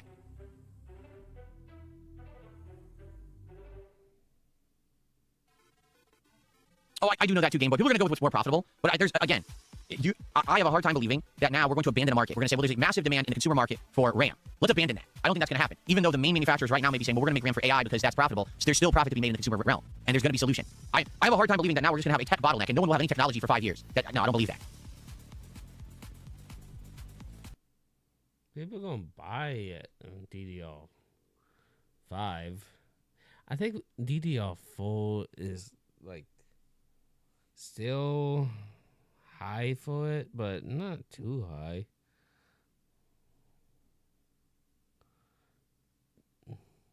Oh, with DDR4 32 gigs, that is $200.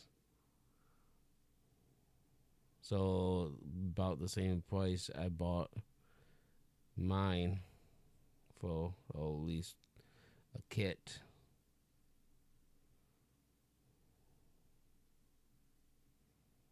So yeah, not bad.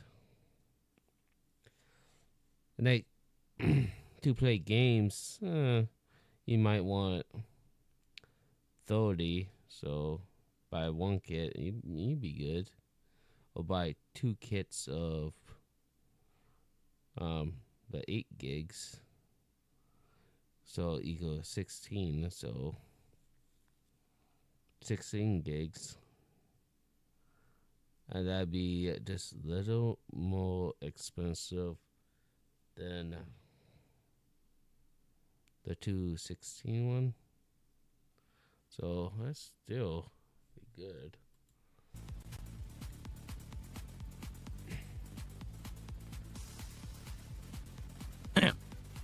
What's up, Satan? How are you?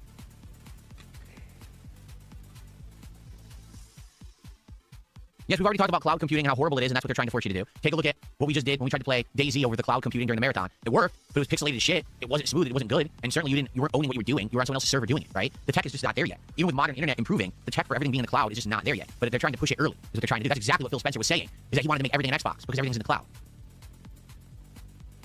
Beta Shadow, how are you today? Good to see you. Yeah, Jade, I can't wait for Resident Evil next week. I think it's going to be great.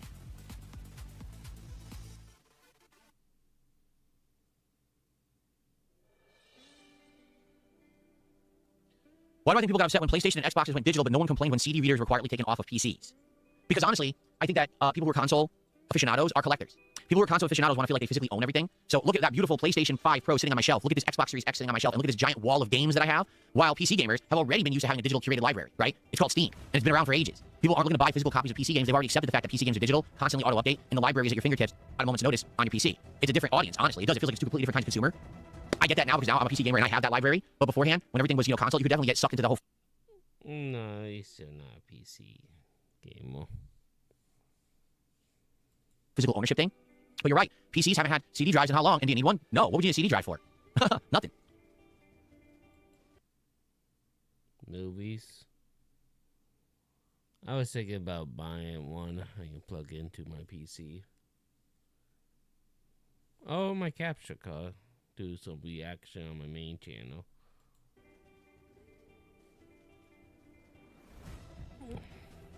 Elements of Power, yes, we caught it.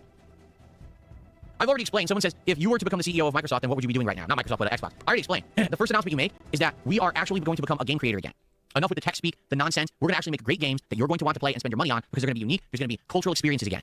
Like the times of original Gears of War and Halo and these franchises that you went to exclusively to Microsoft for, and that's why you wanted to own the console. That's what you have to do. You have to make games that people actually want to play on your platform, and that's what they haven't done in a long time. There's literally no reason to own the Xbox Series X unless you're looking to get games on Game Pass. That's it. There's no games on there that you need. They're all blah experiences, Exactly. Most tasteless just put it the right way. Says set trends, don't follow them. Exactly. Make the things that are original, innovative, and fun that people want. Not, oh, here's what everyone else is doing and we have to try to do it better. No, do the original thing first. Be the innovator. Be the one that owns the library that you must play on the Xbox console so people will want to own the Xbox console, right? Well, there you go. Oh, someone gift a sub. Why do I think Nintendo got greedy because of their Switch success? Oh, Nintendo has always been greedy. Let's not cut any corners here. Let's not try to sugarcoat it. Nintendo has always been greedy. The difference is that when Nintendo makes mistakes, they're never forced to learn from them. Okay. You.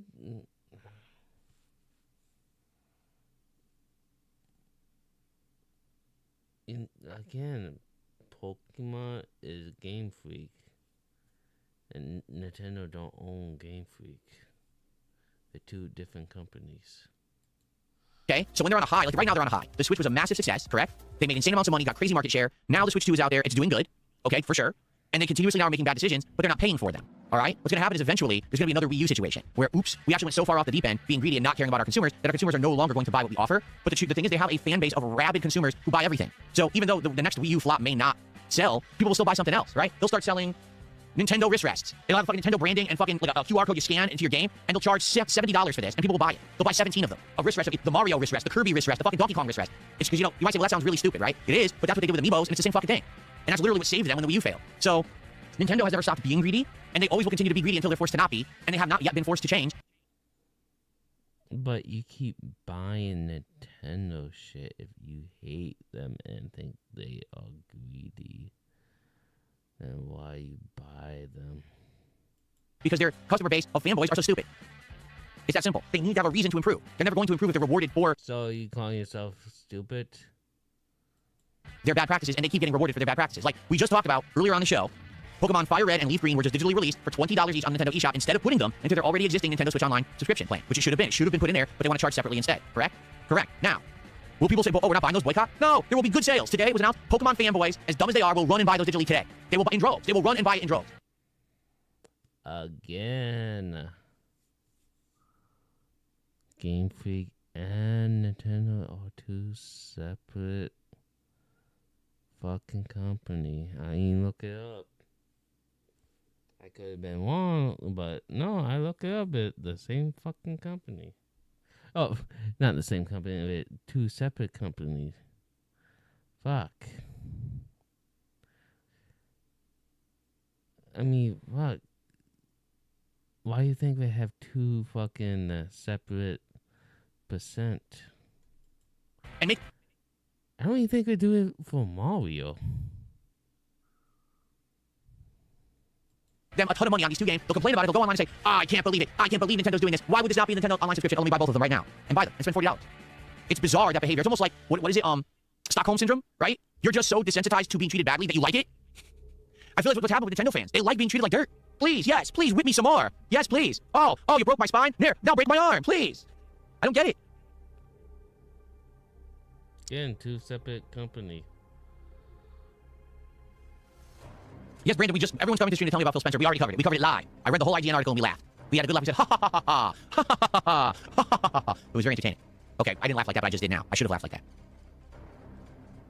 No, but Jose, I'm not playing them. I said, there's no way that I'm going to buy those games. I said long term, if we decide down the road that we want to play a classic Pokemon game because they were never accessible until now, then I would consider maybe doing it in the future. There's no way that we're playing those Pokemon games for $20 a pop now. That's insane.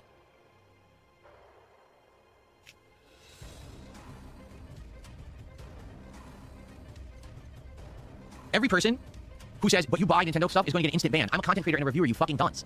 I'm not a common consumer. I'm someone who's here to tell you the truth about what I'm doing. Have I not been... On my main channel, I play games.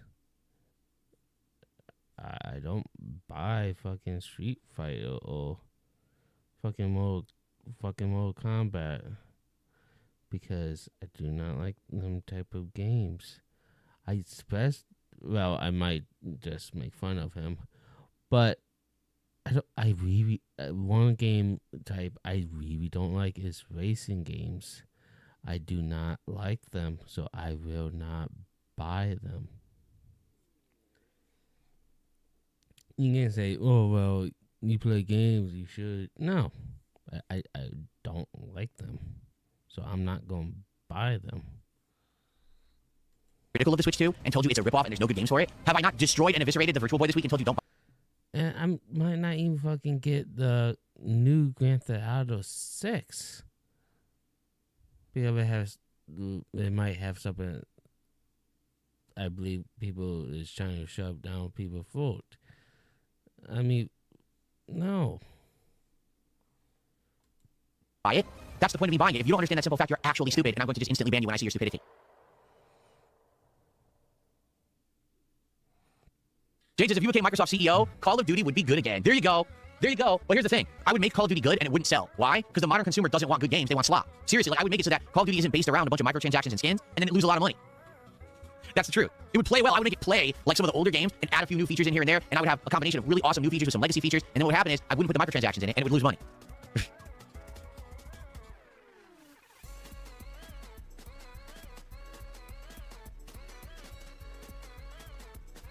No, because here would be the trade-off. Here's the truth. Here's what needs to happen, and this is what won't happen. They need to take Call of Duty off Game Pass, but then they need to take the microtransactions out. So basically, Call of Duty, now you have to buy it again, but the game's good, and it's not based off microtransactional garbage. So your game is actually a solid, awesome game you'll play for the whole year and not hate. The actual matchmaking will be better, the connections will be better, the hit detection will be better, the kill cams will be representative of what actually fucking happened in the match. Imagine that. Imagine the game played well, and you had to pay for it, but you paid for a good product, but then you didn't get nickel and dimed all year. Well, that's what should happen, and that will never happen because they already changed the model to be this transactional all year, drop money on it model. So now it can't work the other way again. You see, they fucked it up. This dude is stupid.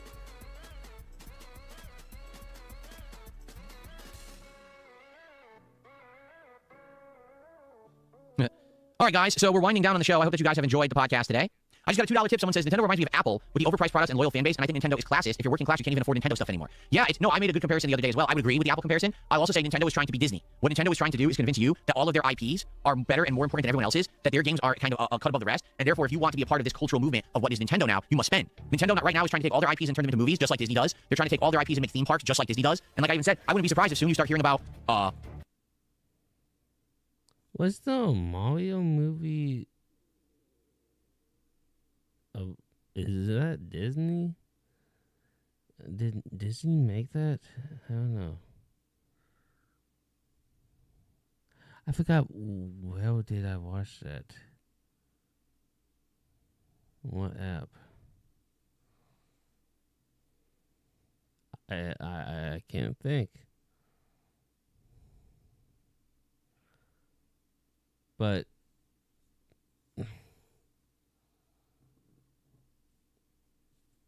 I think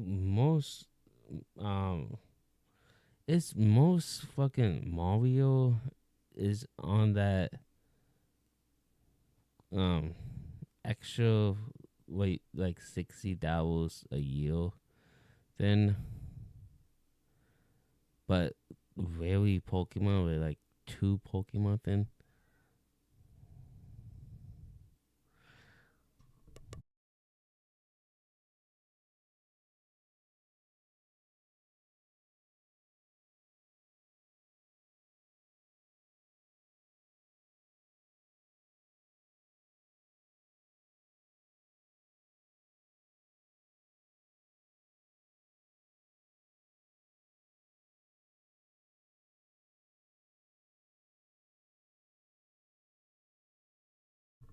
Okay.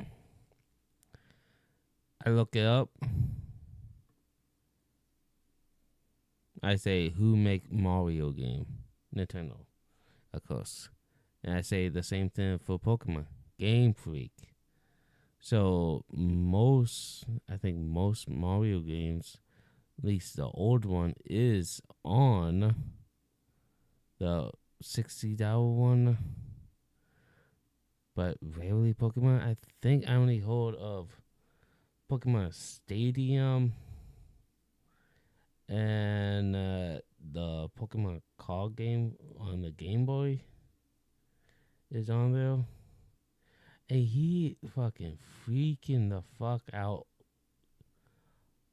on 2 Pokemon games when I think Mario 1 and 2 on the Nintendo Switch kind of plus shit, extra shit. But this dude is freaking out about that. The Nintendo Cruise Line, the Nintendo Resort, because that's exactly how they're treating it. Like now, you have to be rich to truly enjoy what Nintendo has to offer. It's a premium product at a premium price. You have to get in, and you feel special because you're part of the Nintendo experience. When in reality, Nintendo got popular being the bargain basement discount, right? The Wii was the cheapest console at the entry-level price point, and the games were shovelware and were sold for cheap. That's how the Wii blew up in popularity. The Nintendo Entertainment System was not pricey at the time. It was about mid-range pricing. It never was considered the most expensive console. You know what I'm saying? And then Nintendo loses their way, and they get wrapped up in their own shit, like their head is up their own ass, so heavy up there. They can't smell shit. I think he. You understand what I'm saying? Like, they don't get it. That they're actually screwed up in that regard. So, You going on rant with Nintendo? actually, it was very different because some people were saying SNES games were $69.99. That's false. Some were, because the pricing was different in the 90s. The way the pricing worked was based on the length of the game and how much storage capacity was on the cartridge, if the cartridge had to have a save functionality, etc. You could buy a Super Nintendo game for $20, and you could buy one for $90. It depended on the game. The more pricey ones were the lengthy RPGs that had more on the cartridge and had save functionality. I remember that because I was there. The pricing was all over the place. You could find like old circulars from the 90s, and they'd be like, this game is like $20, and this game's like $90. Like, what the hell? But they're both Super Nintendo games. That's how it was back then. It was very bizarre.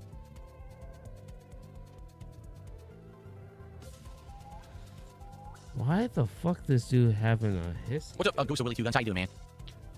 All right, we'll have a few more minutes of Q&A, and then we'll end the show, and then we'll get set up and ready for Marvel Cosmic Invasion. I hope you guys will stick around for it. It's a game that people wanted for a couple of months, and I'm finally getting to it. And certainly, guys, please support it. You know, we've had this week ups and... Alright. I'm gonna have my the intro. I might have my artist make an outro for this. But right now, this is the outro, also the intro. Let's take a look at situations where you see what happens when you don't swallow your pride. It swallows you. These people really think they're hot, and they are just a hot mess. Let's Welcome to Loud Cow 101. I'm here to teach you about that prideful sin of talking big and thinking small. Keyboard dropping heat in the chat, but never touching grass. Stay cool. Headset on, humility off. A loud cow thinks noise equals power. Real Scroll long enough and you find them. The loud one who thinks volume equals charisma, the money flexer, the attention vacuum with a ring light, the living health code violation, the fake prank factory, the get rich now guru, the rage machine, and the guy who reacts to a video by barely staying awake. Different flavors, same feeling. Maybe let's log off. Boo! You stink! Are you serious? These people are insane. Honestly, what are we even watching? This is the definition of brain rot. Why am I even here? Ugh, what disgusting cows, literally. Nobody is perfect, I agree. But pride can hurt you and others as well. And I do not like suffering because of others' stupidity.